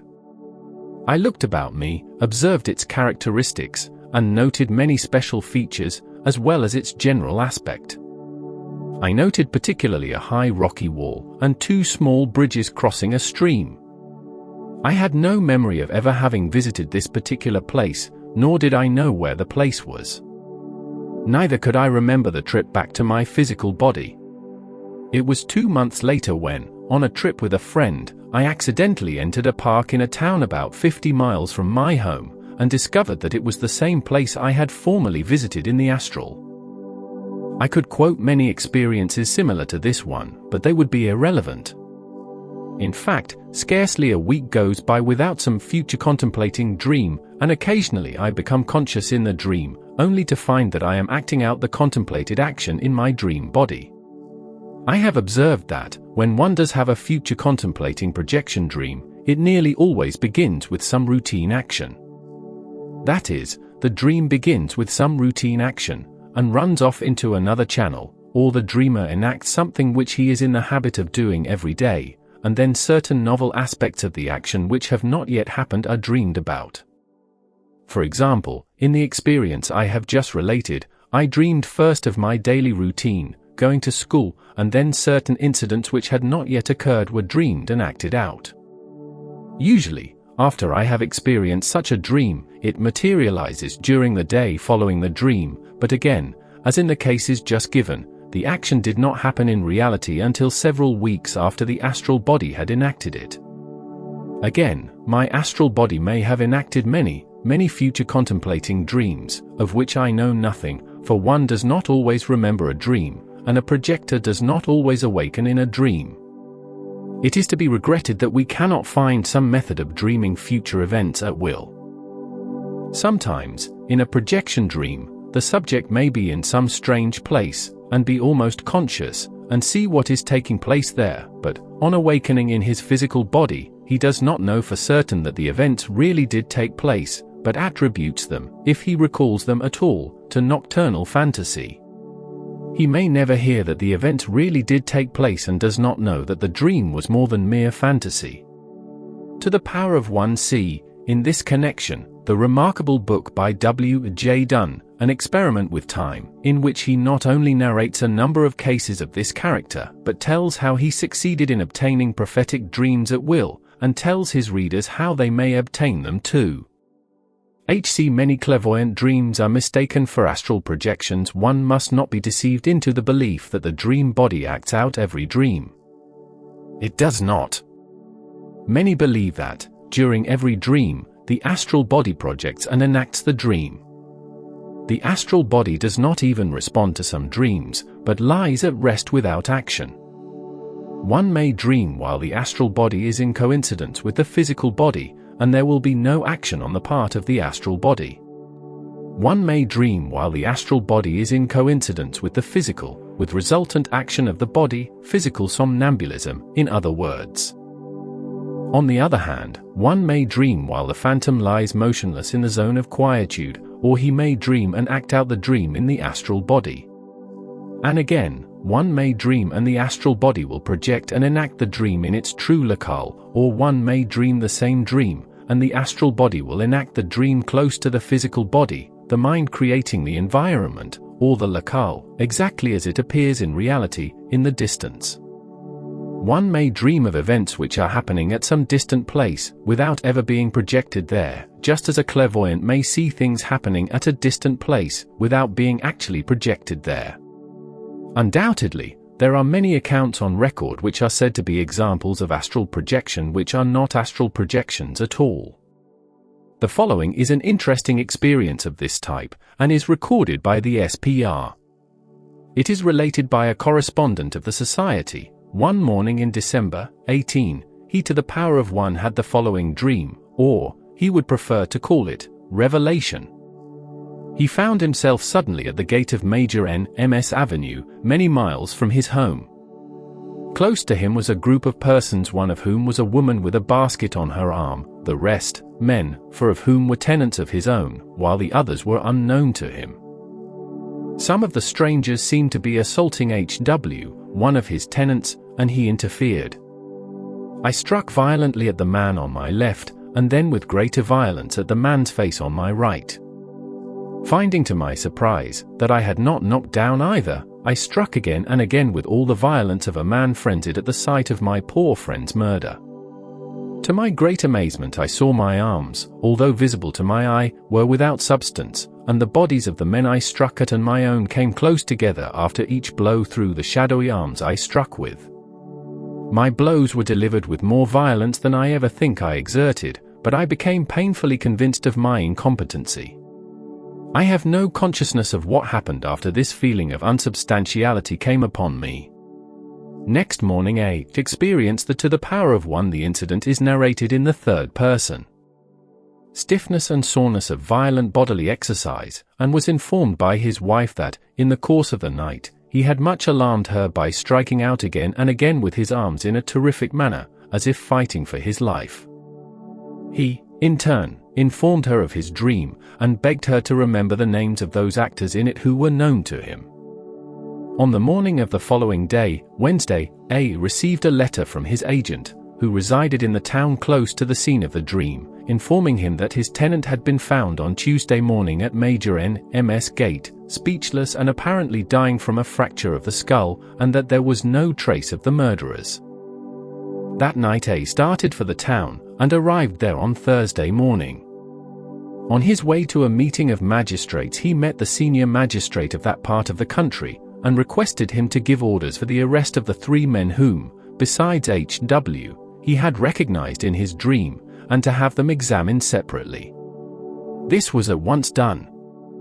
The 3 men gave identical accounts of the occurrence, and all named the woman who was with them. She was then arrested and gave precisely similar testimony. They said that between 11 and 12 on the Monday night they had been walking homewards together along the road, when they were overtaken by 3 strangers, 2 of whom savagely assaulted H.W., while the other prevented his friends from interfering. H.W. did not die, but was never the same man afterwards. He subsequently emigrated. Although the foregoing account might be considered a good example of astral projection, it is anything but that. In fact, the subject's astral body was not even out of coincidence, for the next morning he was suffering from the soreness and stiffness of violent bodily exercise, and was informed by his wife that, in the course of the night, he had struck out again and again with his arms in a terrific manner, as if fighting for his life. This is a case of physical somnambulism, in which the subject merely dreamed of what was taking place at a distance. The astral body could not be projected to some distant point, outside the physical body, and the latter still be active. So, I say again, do not be deluded into the belief that the dream body enacts all dreams outside the physical body, or that one cannot see the same events, without projecting, which he could see if actually projected. There are only 2 ways in which one can know that he is actually projected in his dream. Either some clairvoyant would have to see the astral body of the dreamer, or the projected dreamer would have to become fully conscious at that place. Dreams in which the subject believes he is at a distant place should never be put on record as astral projection dreams, merely because they seem very real. In many cases of physical somnambulism, the subject has been able to describe distant scenes, and tell precisely what is occurring there. Physical somnambulism and astral projection cannot occur simultaneously in the same subject. Akin to distant point vision is what might be called immediate environment vision, in which the dreamer sees occurrences which are actually happening in his immediate environment, and even in the room wherein he sleeps. Such dreams usually occur in the daytime, during a midday nap, not infrequently just an instant before the dreamer awakens.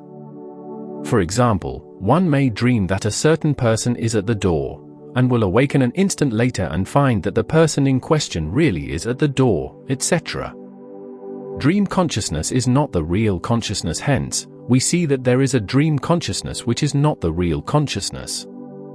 Volumes of astral projection experiences are on record in which the subject was merely in a state of dream consciousness, and it is a fact that many people, even those who have had out-of-the-body experiences, believe that this is the only consciousness there is. It is for this reason that most of the accounts said to be real conscious projections are of a more or less visionary character. This point should be understood: there is a dream consciousness, in which the subject sees precisely what he would see if really conscious, but with more or less fantasy involved. I could write a whole book of experiences of this type, yet how could I be certain that these were, after all, astral body projections? That a dreamer, in a clairvoyant dream, can see scenes and events which are occurring elsewhere on the earth plane, and believe he has really projected to that place, is a fact. Many investigators know this to be true. I know it to be true also. One can see events and scenes, in his dreams, which are taking place upon higher planes, and believe that he has projected into these spirit planes, when he actually has not done so. This is, in fact, the way in which much information concerning spirit life has been obtained by individuals who assert that they have been into the higher spirit realms. They have not actually been projected into these realms, they merely believe that they have, because of the apparent reality of the clairvoyant dream, just as many believe that they have been projected to some distant earthly point, when they have merely seen that place in the clairvoyant dream. It is important to remember this. During sleep one can often see distant earthland scenes and occurrences without projecting, and yet think he actually has projected, and also see spiritland scenes and occurrences and think he has projected. But this is not real, conscious, astral projection. It is no more to be confused with astral consciousness than it is with physical consciousness, which is the same consciousness. There is no comparison at all. One is a dream, the other is a state of real consciousness. No one who has ever had a true, conscious projection is likely to believe that a clairvoyant dream is a conscious projection, and, on the other hand, anyone who has ever experienced a real, conscious projection knows that true consciousness is not to be confused with dream consciousness. Suffice it to say that one can exist apart from his physical body as fully alive and conscious as he can in the physical body. Death is merely a permanent projection. From our study of astral projection we should now have a fair idea of the passing at the time of death, for, after all, death is but a permanent projection, a projection of the astral body, wherein the subject does not return to animate his physical counterpart. Most deaths are, without a doubt, unconscious. Dr. Bailey has stated that all his observations of deathbeds inclined him to believe that nature intended that we should go out of the world as unconscious as we came into it. And he adds, "In all my experience I have not seen one instance in 50 to the contrary." There are, however, exceptional cases, in which consciousness seems to be retained to the very last. Sir Benjamin Brodie and others have recorded such cases. Professor Hislop had a valuable article on the consciousness of dying in the Journal of the SPR, June, 1898. He makes it a point that, in view of this undoubted fact that the patient seems to be conscious of his own passing, and inasmuch as it would be impossible, theoretically, for consciousness ever to be conscious of its own extinction, the appearance is that consciousness is being merely withdrawn, and not extinguished. One may consider himself lucky indeed if death takes place while he sleeps, and is not brought about through violence. Violent death is a great shock to the consciousness, and implants the stress of the shock in the subconscious mind, and, in many cases, the victim remains in a condition of semi-insanity in the Earth's atmosphere, as we have seen in several cases quoted in this book. The stress of a violent death, which is put into the subconscious mind, not infrequently causes the victim to live over and over again his death in his astral body, obsessed himself and sometimes obsessing others. However, it is quite probable that permanent projection, death, and temporary projection are very similar in nature, and that no two persons would have exactly the same experience in passing to the power of one. It is interesting to know that there are persons who claim to have been conscious of their own birth. And the present writer is one of them. Warrington Dawson had an article in Health and Life magazine recently on this subject. Some would pass out of the body consciously, others would be in a partially conscious condition, while the majority undoubtedly would leave their bodies while quite unconscious. Some spirits who have returned seem to have had a more or less clear consciousness of passing. In this connection, allow me to quote a few paragraphs from a reported case, in which a soldier, Private Dowding, describes his own death through the mediumship of Mr. Tudorpole. As you see, I hasten over these important events, important to me once, but now of no real consequence.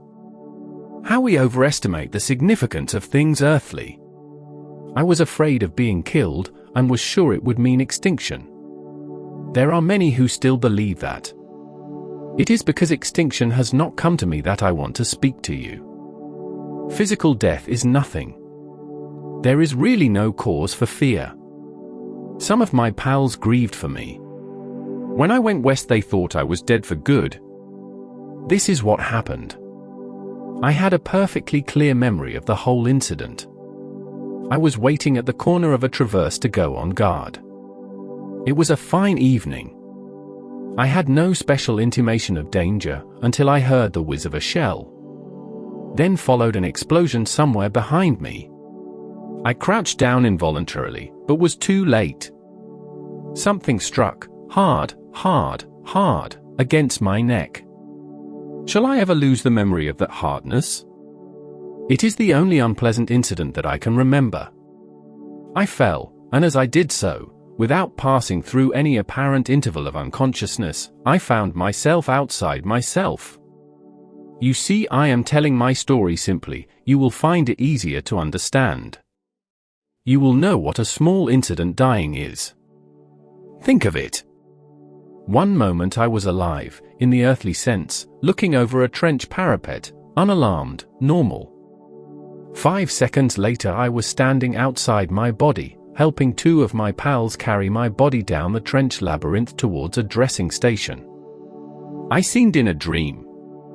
I had dreamt that someone or something had knocked me down. Now I was dreaming that I was outside my body. Soon, I thought, I shall wake up and find myself in the traverse, waiting to go on guard to the power of one. Later, Private Dowding wrote, when I lived in the physical body I never thought much about it. I knew very little about physiology. Now I am living under other conditions. I remain uncurious as to that through which I express myself. By this I mean that I am still evidently in a body of some sort, but I can tell you very little about it. It has no interest for me. It is convenient. It does not tire. It seems similar in formation to the power of one. Apparently Private Dowding was dreaming true, i.e. dreaming of the action which was actually taking place. He realized also that he was dreaming, and believed that he would soon wake up. This is strikingly similar to dreaming true during temporary projection. Sm old body. There is a subtle difference, but I cannot attempt analysis.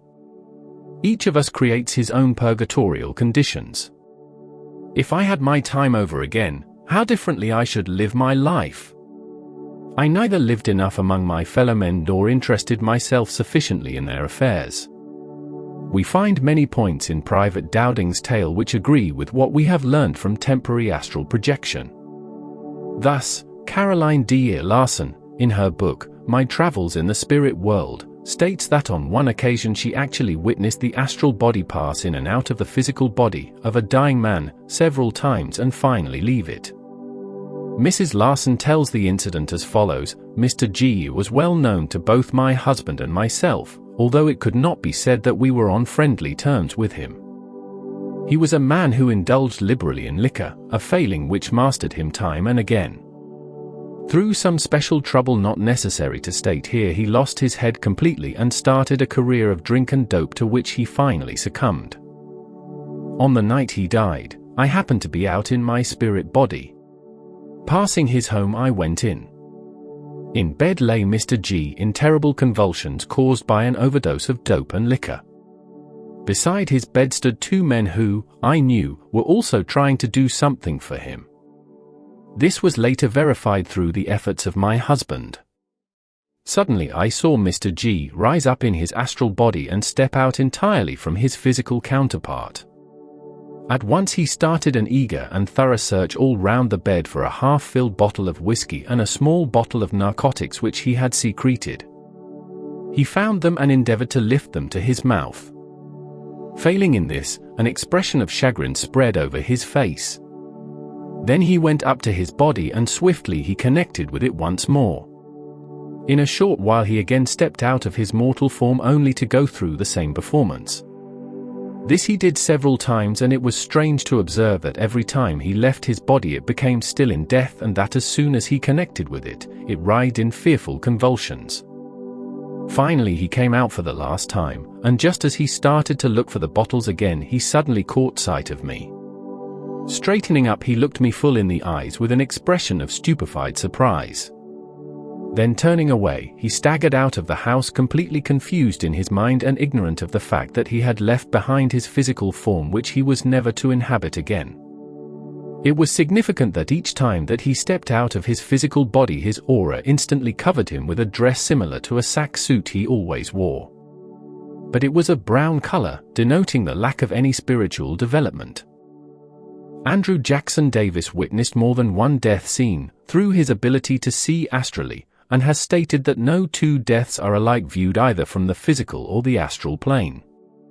In his harmonial philosophy he has given the following description of one case which he observed: a human being lies on the bed, and is indeed actually dying. It is to be a rapid death. The physical body grows negative and cold, in proportion as the elements of the spiritual body become warm and positive. The feet become cold first. The clairvoyant sees right over the head what may be called a magnetic halo, an ethereal emanation, golden in appearance and throbbing as though conscious. Now the body is cold up to the knees and elbows. The legs are then cold to the hips and the arms to the shoulders. The emanation is more expanded, though it has not risen higher in the room. The death coldness steals over the breast and around on either side. The emanation has attained a position nearer the ceiling. The person has ceased to breathe, the pulse is still. The emanation is elongated and fashioned in the outline of the human form. It is connected with the brain.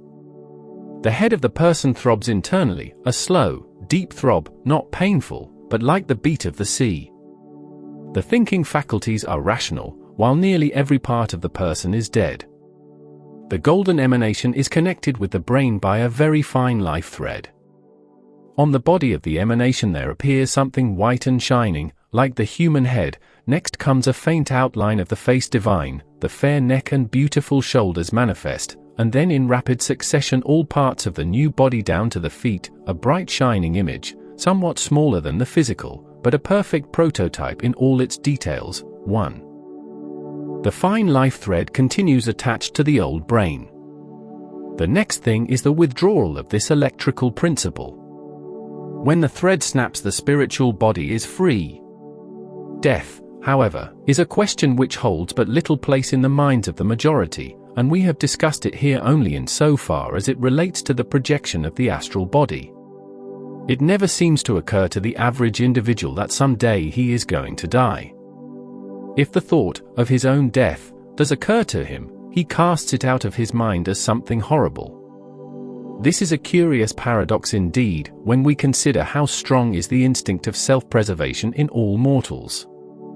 Few philosophers have devoted much serious attention to the question. Mr. Carrington seems to be the foremost writer upon the subject, having written several books upon the nature of death. As Professor Fournier Dalby, in his New Light on Immortality says, the 20th century is too busy to occupy itself much with one might get the impression from this description that Davis saw the astral body in the process of creation, at the time of death. What the seer observed was the etheric body becoming more and more visible to his eyes, through the aura which enveloped it. The problems presented by death and what follows it. The man of the world makes his will, insures his life, and dismisses his own death with the scantiest forms of politeness. The churches, once chiefly interested in the ultimate fate of the soul after death, now devote the bulk of their energies to moral instruction and social amelioration. Death is all but dead as an overshadowing doom and an all-absorbing subject of controversy. The spectacle of 2 billion human beings rushing to their doom, with no definite knowledge of what that doom may be, and yet taking life as it comes, happily and merrily enough as a rule, seems strange and almost unaccountable. The spectacle somewhat resembles that inside a prison during the Reign of Terror, when prisoners passed their time in animated and ever-gay converse, not knowing who would be called out next to be trundled to the scaffold. Every year some 40 million human corpses are consigned to the earth. 1 million tons of human flesh and blood and bone are discarded as of no further service to humanity, to be gradually transformed into other substances, and perhaps other forms of life. Meanwhile the human race, in its myriad forms, lives and thrives. Death is a topic on which philosophers have been astonishingly commonplace. Says Professor F. C. S. Schiller of Oxford University. Spinoza was right in maintaining that there is no subject concerning which the sage thinks less than about death, which, nevertheless, is a great pity, for the sage is surely wrong.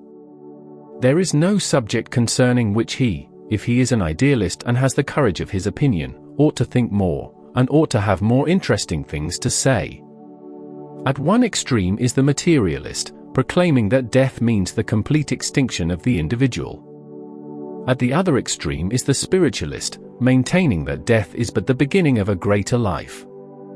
And between these two schools of thought there exists an army of cults, religions, and creeds, most of them regarding death as a curse which has been bestowed upon humanity. Surely it is not death which is the curse, it is life. Life with its pains, its turmoils, and its hardships, is the curse which has been bestowed upon mankind. No future state of happiness is worth suffering for, nothing can compensate for the pains and torments of life. 11 must be a stoic indeed to be able to live in joy on another plane, knowing at the same time that others are suffering on this plane. Such a person, in my estimation, does not deserve to be happy. Is it possible that spirits lose that divine trait, sympathy? O death, where is thy sting? O grave, where is thy victory, is indeed Stoic philosophy. There is a sting in death, the dying mother clutching her babe, the dying father leaving the wolf. One pure Buddhism. Pure medieval Christianity, HC the door of his half-raised family, the lover weeping o'er the cold corpse of his sweetheart. O death, there is thy sting, O grave. There is thy victory. For my part, one see life as the curse. I regret that life exists. No mortal mind can advance even the weakest argument in defense of life. I regret that the materialist is mistaken. I regret that death does not end all. I wish that death would bring one long and dreamless sleep. But alas, my experiences have proved conclusively to me that, dust thou art and to dust returneth, was not written of the soul. Since destiny has willed that we must live in spite of our pessimism, since there is no extinction of the human mind, even in death, we may as well, and no doubt will profit by so doing, make the best of life and turn our thoughts into more optimistic channels, with the hope that the riddle of life, when solved, will far surpass our fondest expectations, and that the dictates of our intelligence, that life is tragic, may prove futile in the distant future. So, let us again turn our attention to astral projection and, by way of conclusion, touch upon a few more or less disconnected afterthoughts which have arisen in my mind and relate to our subject. Projection during the sleep of anesthesia. We have devoted our principal interest, in the foregoing pages, to that type of projection which occurs during natural sleep, and, I think, discussed hypnotically induced projection enough to become familiar with what has been, and what we may expect to see, accomplished along this line. We did not, however, more than mention the fact that projection often occurs under the sleep of anesthesia, and that this field, too, bids fair for further development. An interesting out-of-the-body experience, under the sleep of anesthesia, is given in Theosophy, or Spiritual Dynamics, by Dr. George Wilde. He had been inhaling chloroform to allay the pain of passing a small renal calculus, when he was astonished to find himself clothed, possessed of normal reasoning faculties, and standing about 2 yards away, observing his own motionless physical body upon the bed. He was enabled to understand the significance of the revelation, while standing there, and later learned that others were able to corroborate his experience, which brought him to the conclusion that sensation is centered in the subtle body, and that the effect of an anesthetic is to drive that body out of its physical abode, thus rendering the latter incapable of feeling pain. H. Ernest Hunt, who collected the testimony of a number of persons who had undergone out-of-the-body experiences while under the sleep of anesthesia, states that the tales they tell are essentially the same, and unless one is quite gratuitously to assume that they are all telling lies and, more wonderful still, the same lie, it is only reasonable to suppose that they tell the truth. Some of them have assured the writer that they have watched the operations upon their own bodies, as if the tenant had left the house while it was being repaired, and that they were looking downward at the physical body from above it, and that they saw, heard, and remembered everything that transpired. J. Arthur Hill, in Man is Spirit, tells of a Miss Hinton who, at the age of 17, was put under chloroform in order that some of her teeth might be removed. Her return to consciousness was delayed, resulting in much alarm, but when she did awaken she said that she had been above her physical body, around which those present were gathered, and that she had tried, without success, to talk to them. Supposing herself dead, she had wondered why she was not being judged. Such experiences as these show conclusively that in addition to experiments in astral projection, during natural sleep, there is a wide field for medical experiment through the use of anesthetics. A peculiar dream. In Why We Survive, a fine little book by Mr. Hunt, whom I have just mentioned, a London friend of that author has related a peculiar dream which, incidentally, is in many respects a very common out-of-the-body dream. She, the dreamer, found herself, on one occasion, of course in the dream, upon the roof of a building, and for some reason or other was particularly interested in a cord which she took to be, quite prosaically, a clothesline looped over the roof. Curiosity led her to follow up this line as it went over the edge of the roof and into a bedroom window. It led her to a bed in which lay her own sleeping body, and immediately upon the recognition of this she found herself awake and in her own body once more. I have had dreams similar to the foregoing many times, and coincidental as it may seem, I too had an inclination to follow what I thought to be a clothesline, which always led me to my physical body. I became so accustomed to this dream that I knew, in the dream, as I followed the line along that I would find my body at the end of it. I had intended to discuss this typical dream under the heading, Typical Projection Dreams, but allowed more important aspects of the phenomena to predominate in my mind, and thus overlooked it at the time. In this dream one seems to be very inquisitive as to just what the cord is, and where it leads to, and one is always very anxious to follow it back to the physical body. What is thought to be a clothesline, unwound thread, or what not, in the dream, is, of course, the extended astral cable at its minimum diameter, and the impression to follow it up is merely another way in which the mind impresses the strolling dream body to return to its physical counterpart. There may be other methods. I hope that no one, after a perusal of the methods of inducing astral projection given in this work, will form the idea that I have set forth the last word on the subject, for this would not be the case.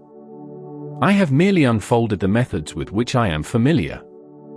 There may be, for aught I know, valuable information relating to the modus operandi in the possession of others.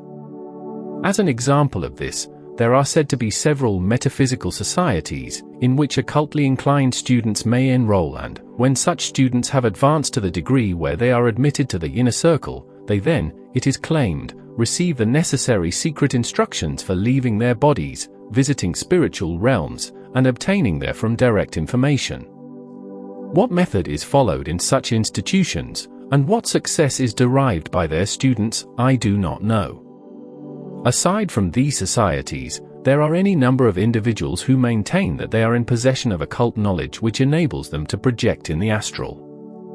Whether their methods overlap any which I have given, and I believe that they must necessarily do so, I have never been able to learn. So, again, I wish to repeat that I do not claim to have given the last word on the matter, but only the facts which I personally understand. A prophecy. We have learned how the astral body is capable of traveling through space, and I believe that the time is not far distant when, through the mastery of certain subtle laws, all of us will be enabled to travel through space physically, automatically, and at will, just as the astral is capable of doing. It is true that we have ships of the air, yet physical modes of conveyance will not be perfect until we can move through space automatically. I expect to see many developments, in which the physical body is made to overcome gravity and take on motive force, in the future. All possess the powers of projection. Astral projection is not a gift to a chosen few. Every living soul has latent forces at his disposal which merely require the proper manipulation. A prevalent idea is that one who is capable of projecting is one who is gifted with a peculiarly abnormal astral entity, much different from his fellow beings, but I assure you that the physical body plays as important a part in the phenomenon as does the astral, and usually the abnormality is not existent in the astral body but in the physical body. Concerning morals, while I do not wish to preach on the subject of morals, I desire to point out once more, what has been pointed out in every age, that all of us should strive to lead an honest and good life. It is most important that we guard our thoughts and think no evil of our fellow beings, for our very thoughts create an astral environment around us, and revenge is a trait not unknown to the dwellers of the astral world. Let me call your attention once more to the unpleasant encounter with an astral fiend, which I had, and which resulted merely because I had thought evil toward the man mentioned in the account given. I urge you, especially if you attempt the practice of projection, to heed the warning of Confucius and speak no evil, hear no evil, see no evil. If you do not, you may meet with experiences which will cause you to believe that the whole atmosphere is filled with enemies. And this brings us to another consideration, which is the demon theory. The most common and the most effective objection raised against occult science, especially clairvoyance, hypnotism, etc., is the demon theory, i.e. that all such manifestations are the works of the devil or of evil spirits. In the past few years, a powerful religious organization, with which, no doubt, all my readers are acquainted, has launched a crusade against occult practices. Some idea of the extent and success of their campaign may be gained by observing the fact that the 1928 edition of one of their books exceeded 3,500,000 copies. And they have published a score of similar books. Their resources seem inexhaustible. They have delivered their lectures over the greatest radio hookup on Earth, and have their canvases in the most remote of villages. Besides this, there are other strong organizations bent upon a like purpose, as well as individuals, like O'Donnell, who stoutly insist that all occult phenomena are of the devil's origination. Consequently, many investigators of the occult have been turned away from their researches and studies, especially after turning the facts over in their minds and considering the contradictions of mediums and the lack of information imparted by returning spirits. Conclusion. To all those seeking the truth on this question, i.e. whether psychic phenomena are from the spirit of man or from the ingenuities of the devil, I wish to say that, once you experience the projection of your astral body, you will no longer doubt that the individual can exist apart from his physical body. No longer will you be forced to accept theories. No longer will you be forced to base your belief in immortality upon the word of the medium, the pastor, or the holy books, for you will have the proof for yourself, as sure and as self-evident as the fact that you are physically alive. For my part, had a book on immortality never been written, had a lecture on survival never been uttered, had I never witnessed a séance or visited a medium, in fact, had no one else in the whole world ever suspected life after death, I should still believe implicitly that I am immortal, for I have experienced the projection of the astral body.